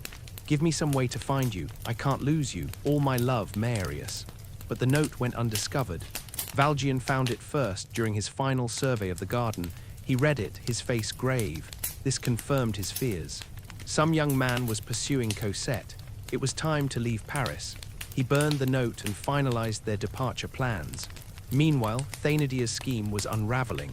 The police, alerted by one of his gang members who turned informant, were watching his movements. His plan to rob or blackmail Valjean was doomed before it began. But Thénardier, desperate and reckless, didn't care. He was running out of time, running out of options. He would make one more attempt, one final scheme. And if it went wrong, well, he'd escaped consequences before. He'd do it again. The night of the planned robbery, everything converged. Marius, trying to protect Cosette, alerted the police, sacrificing his principles for her safety. Eponine, trying to save Marius from involvement in her father's crimes, positioned herself outside the house as a lookout. Valjean, inside the house on Rue Plumet, packed their belongings for England, unaware of the danger gathering outside his door. The Thénardiers and their gang approached the house just as the police arrived. Chaos erupted. Arrests were made. Thénardier, ever the survivor, escaped in the confusion, but his gang was captured. Eponine, in the midst of it all, saw Marius watching from a distance and felt a strange relief. He was safe. That was what mattered. But in the aftermath, Valjean made his decision. Paris was too dangerous. Too many threats, the Thénardiers, the police, the mysterious young man pursuing Cosette. They would leave that very night, not waiting for the planned departure. He told Cosette to pack only what she could carry. They were leaving immediately. Cosette, devastated, begged to leave a message for Marius, begged to say goodbye. But Valjean, his face hard with fear and determination, refused. "There's no time. he said. We leave now. And so, in the middle of the night, Jean Valjean and Cosette fled Paris. Fled toward safety, toward England, toward a future that would keep Cosette safe. But in doing so, Valjean tore his daughter away from the only person she'd ever loved besides him. And Marius, arriving at the garden the next morning to find it empty, the house abandoned, felt his world collapse. She was gone. Without a word, without a trace, Cosette was gone. And Marius, his heart shattered, had nothing left to lose. Paris in June of 1832 was a city holding its breath. Political tensions that had simmered for years were finally boiling over. The July monarchy was corrupt, indifferent to the suffering of the poor. Cholera had swept through the city earlier that year, killing thousands, exposing the terrible conditions in which most Parisians lived. The people were angry, the students were ready, and then General Lamarck died. Lamarck had been a hero of Napoleon's wars, but more importantly, he had been a voice for the common people, one of the few powerful men who spoke against the government's indifference. His death felt like the last hope dying. When his funeral procession moved through Paris on June 5th, thousands gathered, not just to mourn, but to protest, to shout their rage at a system that crushed them. The friends of the ABC, Enjolras, Combeferre, Courfeyrac, Feuilly, and the others saw their moment. They had talked for so long about revolution. Now they would act. Marius Pontmercy was with them, but his reasons were different from theirs. After Cosette vanished, Marius had fallen into a kind of despair. He stopped eating properly, stopped sleeping. His friends watched him waste away, consumed by grief. He stopped talking about justice or ideals. The light went out of his eyes. When Enjolras announced the barricade, Marius volunteered immediately. "I'm coming with you," he said, his voice flat. "Good," Enjolras said, clasping his shoulder. "We need every man." But Courfeyrac pulled Enjolras aside later. "He doesn't care about the revolution. He wants to die. He's heartbroken and he wants to die." "Then we'll give him a reason to live," Enjolras said firmly. "We'll remind him what we're fighting for." The students chose their location carefully. The Saint Denis district, a working-class neighborhood with narrow streets perfect for barricades. On the evening of June 5th, as the funeral procession dissolved into chaos and protests erupted across Paris, the friends of the ABC went to work. They began building a barricade across the Rue de la Chanvrerie. It was remarkable what they used: overturned carts, paving stones torn from the street, furniture dragged from buildings, barrels filled with debris. They worked through the night, dozens of them, students and workers side by side, building a fortress from the materials of daily life. By dawn on June 6th, the barricade stood 2 stories high, blocking the entire street. Behind it, about 50 men and boys armed themselves with rifles, pistols, anything they could find. They weren't soldiers. They were students, workers, idealists. They knew what they were doing was dangerous, likely fatal. They did it anyway. Enjolras stood atop the barricade as the sun rose, his golden hair catching the light, his face radiant with conviction. "Citizens," he called out, "today we make a stand, not for ourselves, but for every person suffering under tyranny, for every child going hungry while the rich feast, for every worker crushed by poverty while justice sleeps. Today we say enough. Today we show France what courage looks like." The men behind the barricade cheered, their voices echoing off the buildings. Marius stood among them, a rifle in his hands he barely knew how to use. He felt hollow. Empty. If he died here, so be it. At least it would be for something. The government's response was swift and brutal. By mid-morning, the National Guard had surrounded the barricade. The officer in charge called out to the rebels. "Disperse immediately. Lay down your weapons and surrender. This is your only warning." Enjolras stood tall. "We will not surrender. We will not disperse. If you want this barricade, come and take it." A tense silence. Then the first shots rang out. The battle had begun. It was not the glorious conflict of legends. It was terrifying, chaotic, deafening. Bullets ricocheted off stone. Men screamed. The smell of gunpowder filled the air, acrid and choking. The National Guard pressed forward, firing volley after volley, but the barricade held. Inside the barricade, the students fought with desperate courage. Combeferre, the gentle philosopher, loaded rifles with shaking hands. Courfeyrac fired with grim determination. Feuilly, the worker, fought for the class he represented. and Enjolras moved among them like an angel of war, fearless and inspiring. Marius fought mechanically, loaded, fired, reloaded.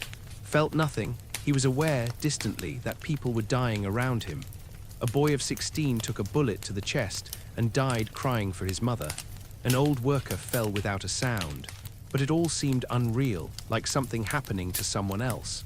Then, in the afternoon, a figure appeared at the edge of the barricade. A girl in ragged clothing, her face pale and determined. Eponine. She climbed over the barricade, ignoring the shouts of the men, and made her way directly to Marius. Eponine, Marius stared at her. What are you doing here? It's not safe. I know, she said. Her voice was calm. I had to find you. I have a letter from her, from Cosette. Marius's heart stopped. What? Eponine pulled a folded paper from her dress and handed it to him. She wrote to you. I found her. She's not in England. They're still in Paris, hiding. She loves you. She wants you to come to her. Marius took the letter with trembling hands. He stared at it, at Cosette's handwriting, at the words. My beloved Marius, please come to me. I am at an address. She'd given him an address. She's alive, Marius whispered. She's here. She still loves me. Relief flooded through him, so intense it almost brought him to his knees. Then he looked around at the barricade, at the battle, at the men dying, and reality crashed down. I have to go to her, he said. I have to leave, I have to... A gunshot. Loud, close. Eponine made a small sound and stumbled against him. Marius caught her, confused. Then he saw the blood spreading across her chest. No, he breathed. No, Eponine, no. She had thrown herself in front of him, had taken the bullet meant for him. Marius lowered her gently to the ground. The battle raged around them, but he saw only her face, pale and smiling despite the pain. Why? He asked, his voice breaking. Why did you do that? Because I love you, Eponine said simply.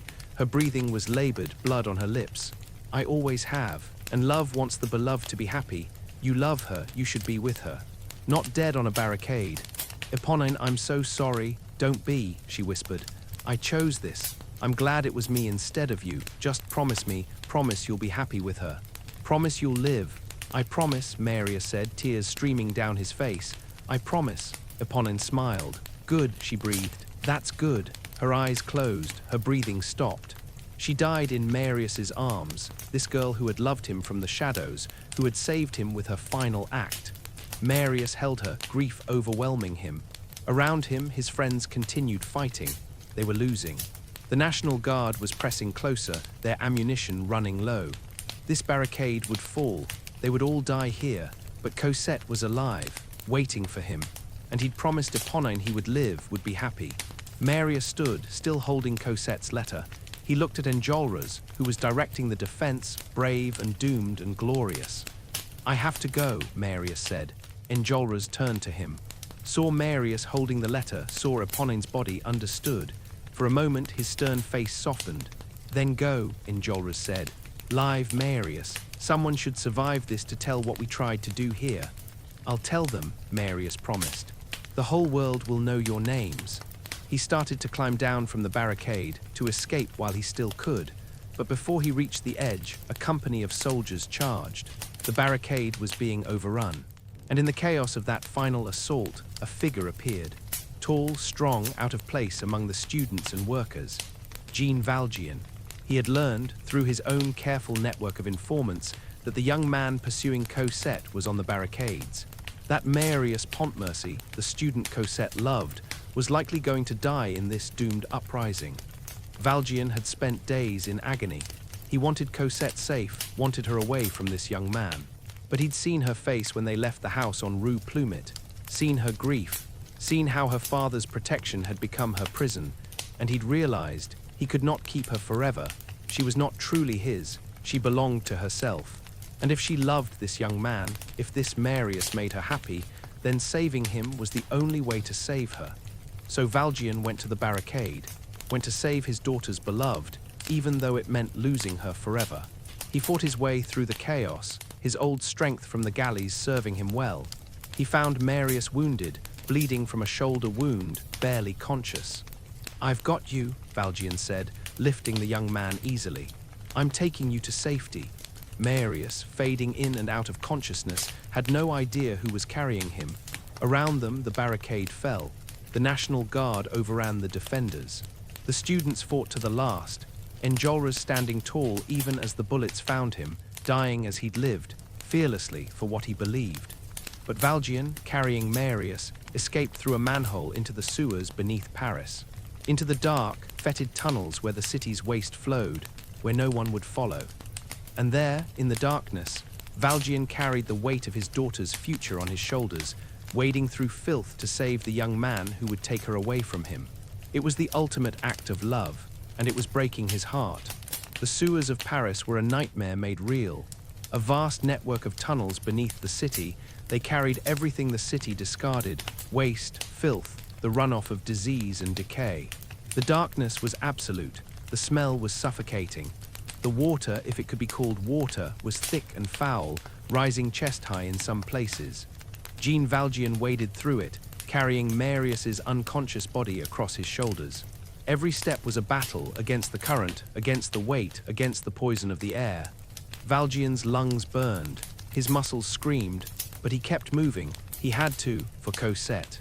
The tunnels branched and twisted, a labyrinth designed by engineers, but chaotic in practice. Valjean had studied maps of the sewers years ago, part of his constant preparation for escape. He navigated from memory, from instinct, from desperation. Hours passed, or maybe minutes. Time lost meaning in the darkness. Marius moaned occasionally, delirious with pain and fever from his wound. Valjean adjusted his grip, kept moving, one step after another.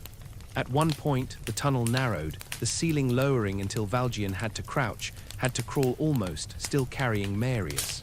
The filth rose to his chin. He couldn't breathe without tasting it, but he kept moving. He thought of Cosette as he walked. Remembered the night he'd found her in the forest at Montfermeil, tiny and frightened, carrying a bucket too heavy for her. Remembered teaching her to read, to laugh, to trust. Remembered every moment of her childhood, precious and irreplaceable. She wasn't his by blood, wasn't his by any right except love, but she was his daughter in every way that mattered. And if saving this young man was what she needed, then Valjean would save him or die trying. The sewers seemed endless, twisting, descending deeper into the earth. At some points, Valjean heard rats, their bodies bumping against his legs in the darkness. At others, he heard water rushing, the roar of underground rivers. He was lost. He knew it somewhere in his rational mind, but he couldn't stop to think about it. Stopping meant sinking into the filth, meant giving up. So he kept moving, choosing path after path at random, hoping for an exit. And then ahead, a faint grey light. Not bright, but after the absolute darkness, it seemed brilliant. An iron grating. A gate leading to the Seine, to the river, to open air and light. Valjean stumbled toward it, his body beyond exhaustion. He reached the gate and pulled. It was locked. He pulled again, harder, desperation giving him strength. The lock held. The gate was solid, designed to keep people from entering the sewers from the river. It worked just as well keeping them from leaving. Valjean lowered Marius to the narrow ledge beside the gate, propped him against the wall. The young man was pale, his breathing shallow. If they didn't get out soon, he would die here. Valjean examined the lock. It was old but sturdy. He had nothing to pick it with, no tools, no leverage.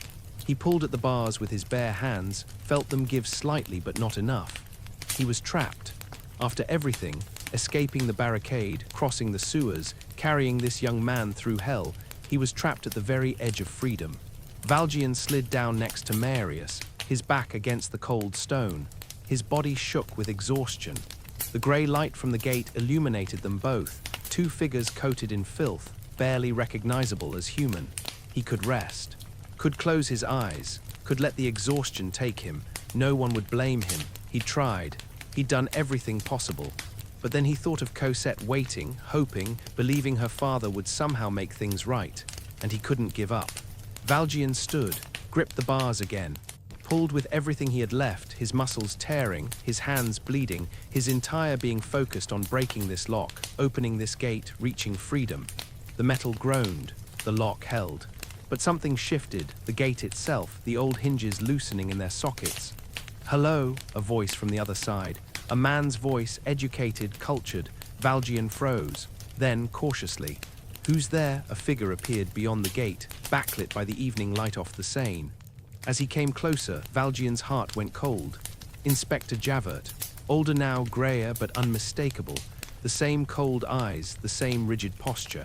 He stood on the other side of the gate, looking at Valjean with an expression Valjean couldn't read. Jean Valjean, Javert said, not a question, a statement. Inspector, Valjean said quietly, there was no point denying it. No point in anything except the truth. They stared at each other through the bars. Years of pursuit, of escape, of cat and mouse across France had led to this. Two old men facing each other through an iron gate in the sewers of Paris. I have been looking for you for 17 years, Javert said. His voice was strange, not triumphant, but something else, something uncertain. I know, Valjean said. You could have killed me on the barricade. I was captured, was a prisoner. You freed me instead. Valjean remembered. In the chaos of the barricade's final hours, before he found Marius, he'd encountered Javert, captured by the revolutionaries, about to be executed. Valjean had asked to do it himself, then led Javert to an alley and let him go. One more act of mercy in a life being rebuilt by mercy. I could not kill you, Valjean said simply.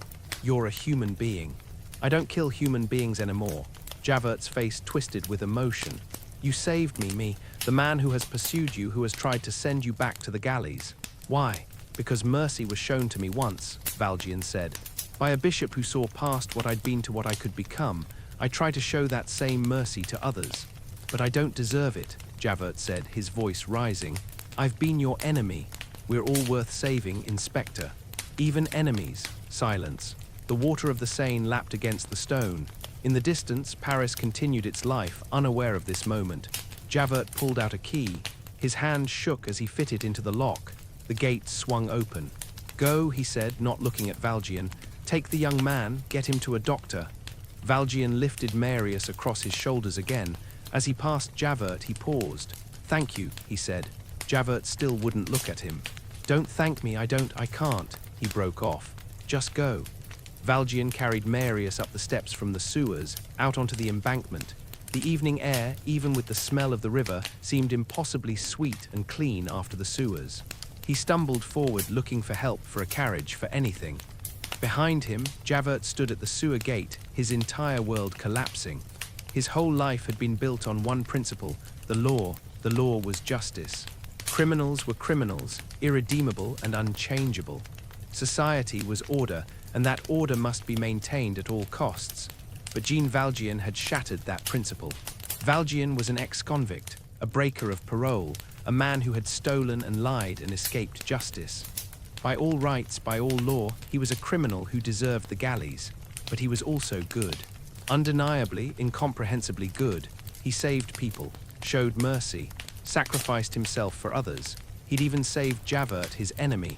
How could a criminal be good? How could mercy matter more than law? How could Javert have been wrong about everything? The questions tore at him, unraveling the structure of his entire existence. If Jean Valjean could be both a criminal and a saint, then what was justice? What was law? What had Javert's whole life been for? He had always believed that he was right, that his pursuit of criminals was righteous. That order mattered above all else. But Valjean had shown him mercy, undeserved, incomprehensible mercy. And Javert, the instrument of law, had let him go. If he had let a criminal escape, he had betrayed his duty. If he had done the right thing, then his duty was wrong. Either way, Javert was lost. He walked through Paris in a daze. The city was quiet now, the barricades fallen, the revolution crushed. Order restored, the law triumphant. But what good was triumph if it meant sending good men to the galleys? What good was law if it couldn't distinguish between Jean Valjean and the Thénardiers? Javert found himself on the Ponto Change, the bridge over the Seine. He stood at the railing, looking down at the dark water rushing below. His whole life he'd been so certain. Criminals belonged in chains. The law was absolute. There was no grey area, no nuance, only right and wrong. But Jean Valjean existed in the grey, was impossible. And Javert, confronted with the impossible, could not reconcile it, could not live in a world where everything he'd believed was wrong. He thought of his mother, a fortune teller, a criminal. He'd spent his whole life trying to prove he was different from her, that he could rise above his birth through rigid adherence to law and order. But in the end, he'd failed. He'd let a criminal go. had betrayed everything he stood for, was no better than the mother he despised. The water called to him, an end to the confusion, an end to the impossible questions. Inspector Javert climbed onto the railing. For a moment he stood there, balanced between the earth and the void. He thought of Jean Valjean one last time, the convict who'd become a saint, the man who'd shown him mercy. Then he stepped forward into emptiness. The river received him without judgment, the water closing over his head, carrying him away into darkness. Above, the stars emerged in the night sky, cold and distant and unmoved by human suffering. The Seine flowed on, and Javert, who had lived by law and died by its failure, was gone. Valjean found a fiacre, a hired carriage, and gave the driver Marius's grandfather's address, found in a letter in the young man's pocket. The driver took one look at them, filthy and reeking from the sewers, and demanded triple fare. Valjean paid without argument. They brought Marius to Monsieur Gillenormand's house. The old man, faced with his grandson's broken body, wept. All their arguments, all their pride, all their ideological differences evaporated in the face of mortality. He had his grandson back. That was all that mattered. Save him, Gillenormand begged the doctor. I don't care what it costs, save him. The doctor worked through the night. The bullet wound was serious but not fatal if infection could be prevented. Marius's survival was uncertain, balanced on a knife's edge. Valjean stayed long enough to ensure Marius was in good hands, then slipped away before anyone could ask his name. He walked through Paris in the early morning light, still covered in filth, exhausted beyond measure. He had saved his daughter's beloved, had given her the chance at happiness, but in doing so he'd sealed his own fate. Cosette would marry Marius, would have her own life, her own family, and Valjean would be alone. It was the right thing, the necessary thing, but it hurt more than he'd imagined possible. He went home to their hiding place. They'd moved after fleeing Rue Plumet, now lived in a small apartment under a false name. Cosette was waiting, frantic with worry. Papa, she cried, running to him. Then she stopped, seeing the state of him. What happened? Are you hurt? I'm fine, Valjean said. His voice was hoarse, raw. Cosette, I need to tell you something. Marius is alive. Hope blazed in her eyes. Alive where? At his grandfather's house. He was wounded at the barricade, but he'll recover. I brought him to safety. Cosette stared at her father, at this man who had raised her, protected her, loved her, and saw him truly for the first time. Saw the sacrifice he'd made, saw what it cost him. You saved him, she whispered. For me, you saved him for me. I would do anything for your happiness, Valjean said simply. Cosette embraced him, this dear man who'd been more than a father, who'd been her savior, her protector, her whole world. She wept against his filthy coat, and Valjean held her, memorizing the moment. Soon she would belong to someone else.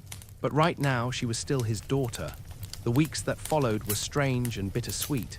Marius recovered slowly.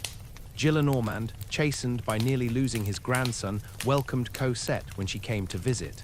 The old royalist saw how Marius lit up when she entered the room, saw how gentle she was with him, and decided that love mattered more than politics. If you love her, marry her, Gillenormand told Marius. Don't waste years being stubborn like I did. Life is too short. Marius and Cosette's engagement was formalized. They would marry as soon as Marius was strong enough. Cosette was radiant with happiness, and Valjean, watching her, was happy for her, but also hollowed out, grieving a loss that hadn't happened yet. He made a decision, a terrible, necessary decision.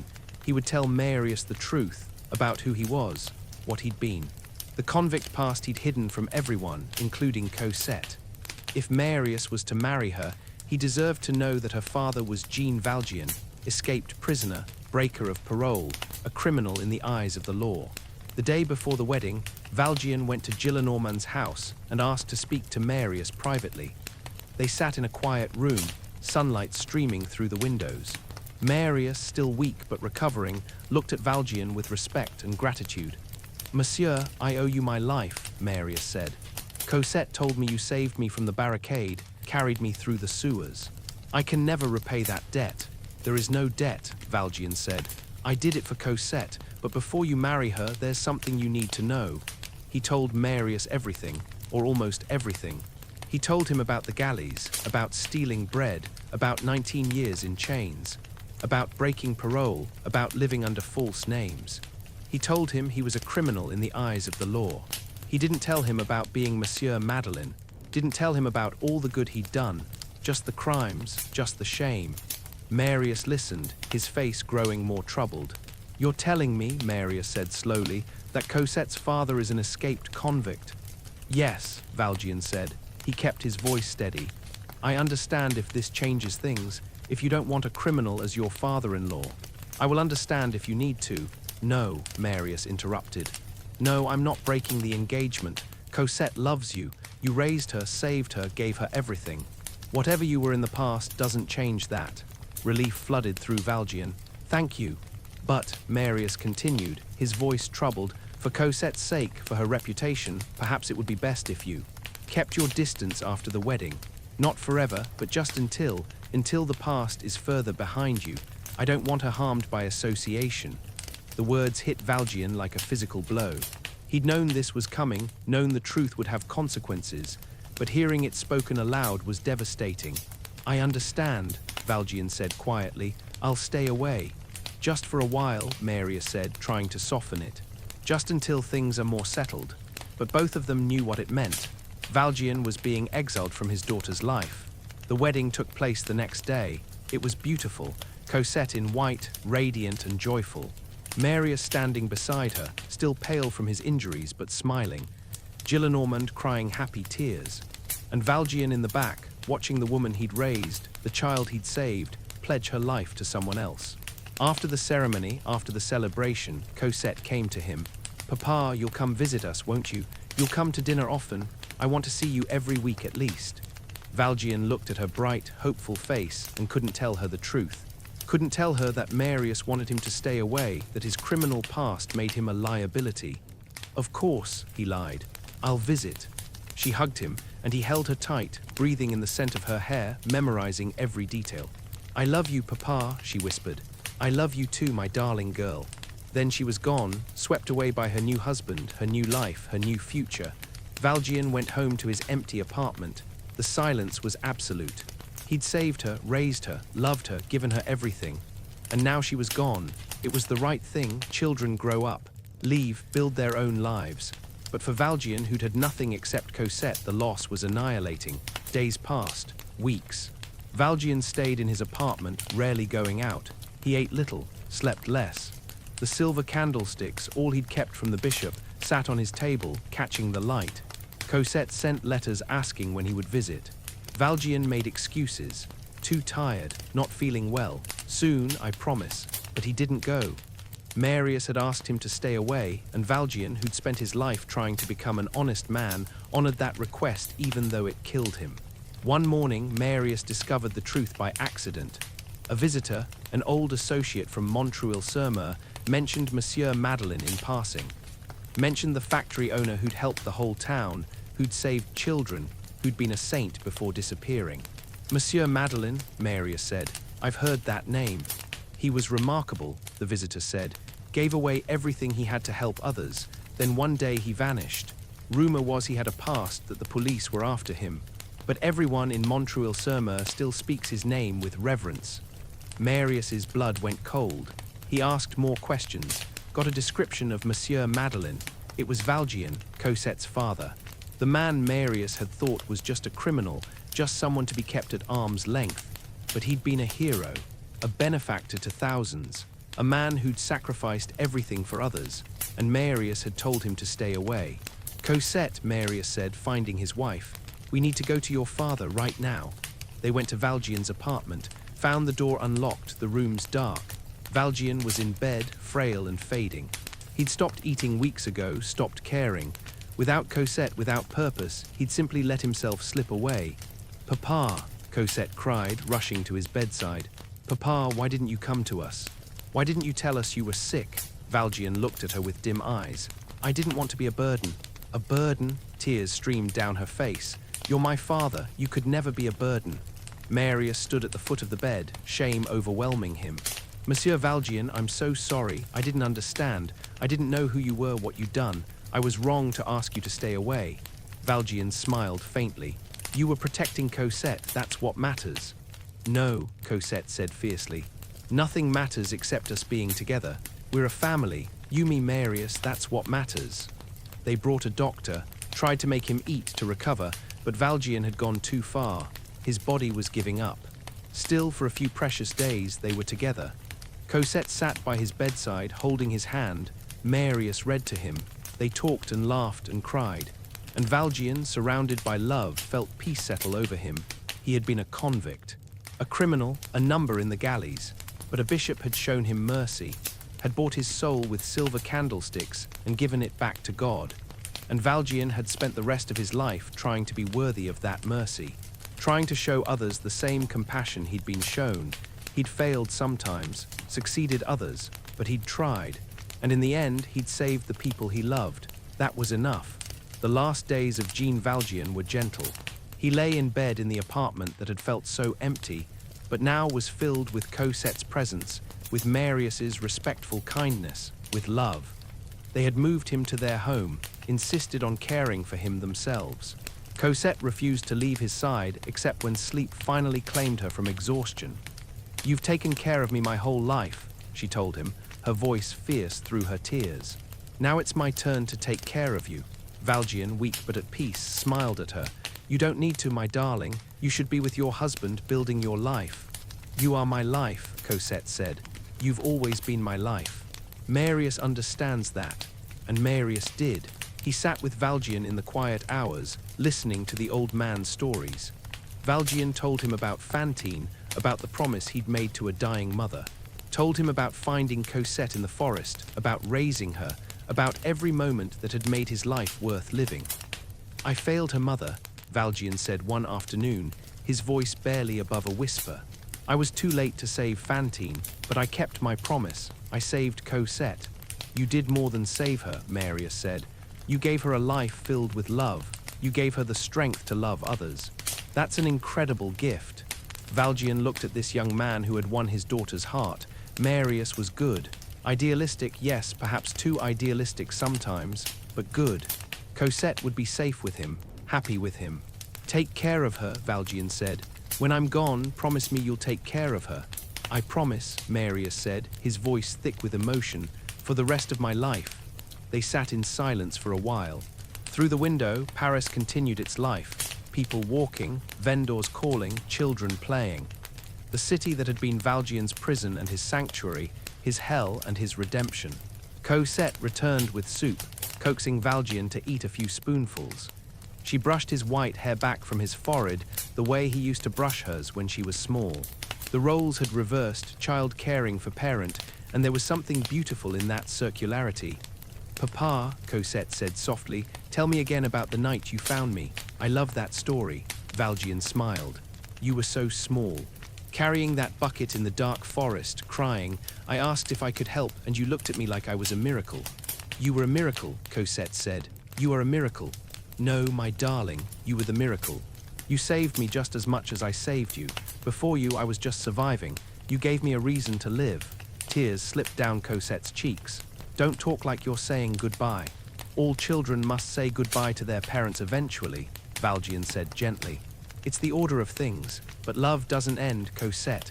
Love continues. Even after I'm gone, my love for you will continue, always." The days passed softly. Friends came to visit, old associates who remembered Monsieur Madeleine, people whose lives Valjean had touched. They sat by his bed, told him what his kindness had meant, how he'd changed their lives. A woman came who'd worked in his factory in Montreuil-sur-Mer. "You saved my family," she told him. "When my husband died, you made sure I kept my job, that my children could eat. Because of you, they grew up safe. I never got to thank you." "There's nothing to thank me for," Valjean said. "It was just being human." But it wasn't just being human. It was being extraordinary, being merciful when the world demanded judgment, being kind when cruelty was easier. One evening, when Cosette had fallen asleep in the chair beside his bed, her hand still holding his, Marius sat with Valjean. "I need to tell you something," Marius said quietly, "about the barricade, about who saved me." "You were saved," Valjean said. "That's all that matters." "You saved me," Marius said. "I didn't know it was you at the time, I was unconscious, but I've pieced it together. You came to the barricade. You carried me through the sewers. You brought me to my grandfather's house. You saved my life." Valjean said nothing, just looked at Marius with his gentle, tired eyes. "Why?" Marius asked. "You didn't know me. You had every reason to hate me for taking Cosette away from you. Why would you risk your life to save mine?" "Because Cosette loved you," Valjean said simply. "Because your death would have destroyed her. I couldn't allow that. I would do anything to keep her from suffering." Marius bowed his head, overwhelmed. "I don't deserve it. Don't deserve you saving me. Don't deserve Cosette loving me. I was ready to die on that barricade. I'd given up. But you gave me life back, gave me a future. I will never, ever forget that." "Don't carry it as a debt," Valjean said. "Carry it as a responsibility. Be good to her. Be the man she believes you are. That's all I ask." "I will," Marius promised. "I swear it." On what would be his last night, Valjean asked them to bring the silver candlesticks. They sat on the table beside his bed, catching the last light of the setting sun. "Those candlesticks," Cosette said. "You've had them my whole life. Where did they come from?" Valjean told her about Bishop Myriel, about being an ex-convict turned away by everyone, about the bishop who'd taken him in, fed him, given him a bed, about stealing the silver and being caught. "And the bishop told the police he'd given it to me," Valjean said, his voice soft with wonder even after all these years. "He bought my soul from darkness," he said, "gave it to God. Everything I became after that night was because of his mercy." "That's why you kept the candlesticks," Cosette said, understanding. "To remember. To remind myself what mercy looks like. What it means to see the humanity in everyone, even those the world has discarded." Valjean looked at the candlesticks, their silver surface worn now but still beautiful. "I've tried to live up to his gift. I hope I succeeded." "You did," Cosette said fiercely. "Papa, you are the best man I've ever known. You taught me what love means, what sacrifice means. You are my hero." Valjean's eyes filled with tears. "And you, my darling Cosette, are my redemption. Everything I did, everything I tried to be, was worth it because of you." He reached up and touched her face, the way he'd done when she was a little girl. "Be happy, that's all I want. Be happy and know that you are loved. Have children and tell them about their grandfather. Not about the galleys, not about the shame. Tell them he loved their mother more than life itself." "I will," Cosette promised. "I'll tell them you were brave and kind and the best father anyone could ask for." Night fell. The room grew quiet. Marius lit the candles in the silver candlesticks, and their warm light filled the room. Valjean lay back against the pillows, his breathing slowing. Cosette held one hand, Marius held the other. They sat with him through the night, these two people who loved him, these two people who represented everything he'd fought to become. As dawn approached, the light changing from candlelight to the soft grey of early morning, Valjean spoke one last time. "Cosette," he whispered, "my angel, my daughter. I love you too, Papa," Cosette said, tears streaming down her face. "So much, forever." Valjean smiled. He looked peaceful, the lines of suffering smoothed from his face. He looked young again, like the man he might have been if the world had been kinder, if he hadn't spent 19 years in chains. He thought of the bishop as his eyes drifted closed, thought of Fantine and the promise he'd kept, thought of Cosette, tiny in the forest, growing in their garden, radiant on her wedding day, thought of all the people he'd helped, all the lives he'd touched. He had been prisoner 24,601. Jean Valjean the convict, Monsieur Madeleine the mayor, papa to a little girl who'd had nothing. But more than all of that, he had been human, flawed and struggling and trying, always trying to be better, to show mercy, to love. And in the end, surrounded by love, Jean Valjean let go. His breathing stopped. His hand relaxed in Cosette's grip. He was gone. Cosette bent over him, weeping. Marius held her as she grieved for the father who'd saved her, raised her, loved her without condition. The candles in the silver candlesticks burned down, their light merging with the morning sun streaming through the window. In the street below, Paris woke up. Bakers opened their shops. Workers headed to factories. Children ran to school.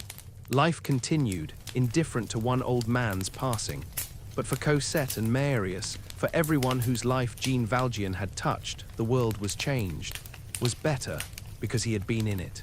Because one bishop had shown mercy to a desperate ex-convict, and that mercy had rippled outward, touching hundreds, thousands of lives, creating circles of compassion that would continue long after Jean Valjean was gone. Later, they buried him in an unmarked grave. He'd requested it, wanting no monument, no memorial. Just a simple resting place where he could finally, truly be at peace. But Cosette brought flowers every week, sat by the grave and talked to him, telling him about her life, about the children she would one day have, about the world he'd helped make better. And in her heart, Jean Valjean lived on. His love, his sacrifice, his mercy, all of it continued through her, through the way she treated others, through the compassion she showed the suffering. The silver candlesticks passed to Cosette.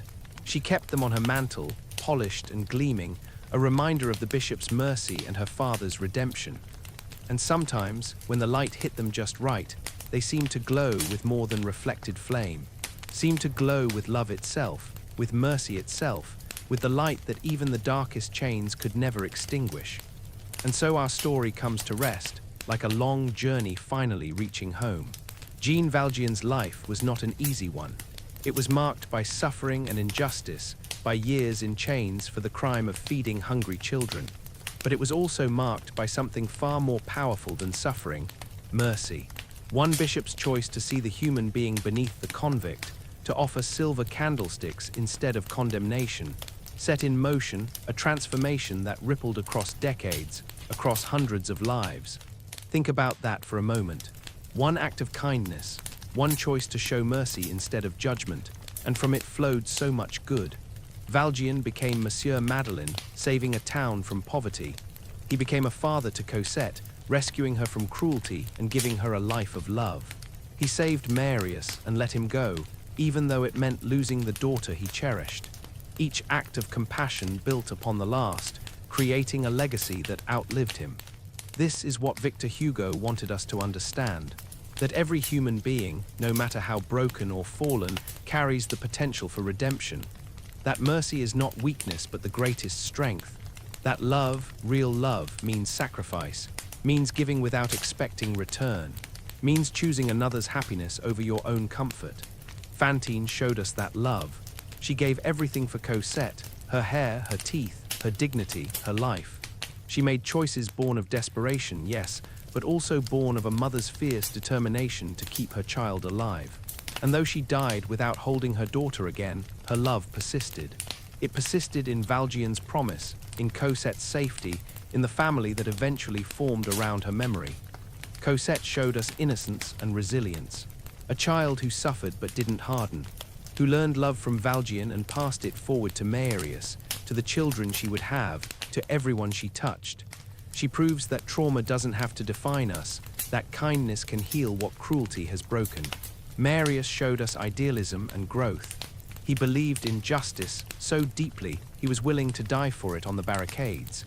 But he also learned that love matters more than ideology, that the personal is just as important as the political. He learned to see beyond labels like convict, to the man beneath, to honor sacrifice, to build a life worthy of the gifts he'd been given. Even Eponine, tragic Eponine who loved without hope, showed us something beautiful. She showed us that love isn't about possession. It's about wanting the beloved to be happy, even if that happiness doesn't include you. Her final act, taking a bullet meant for Marius, was pure love, selfless in the truest sense. And Javert.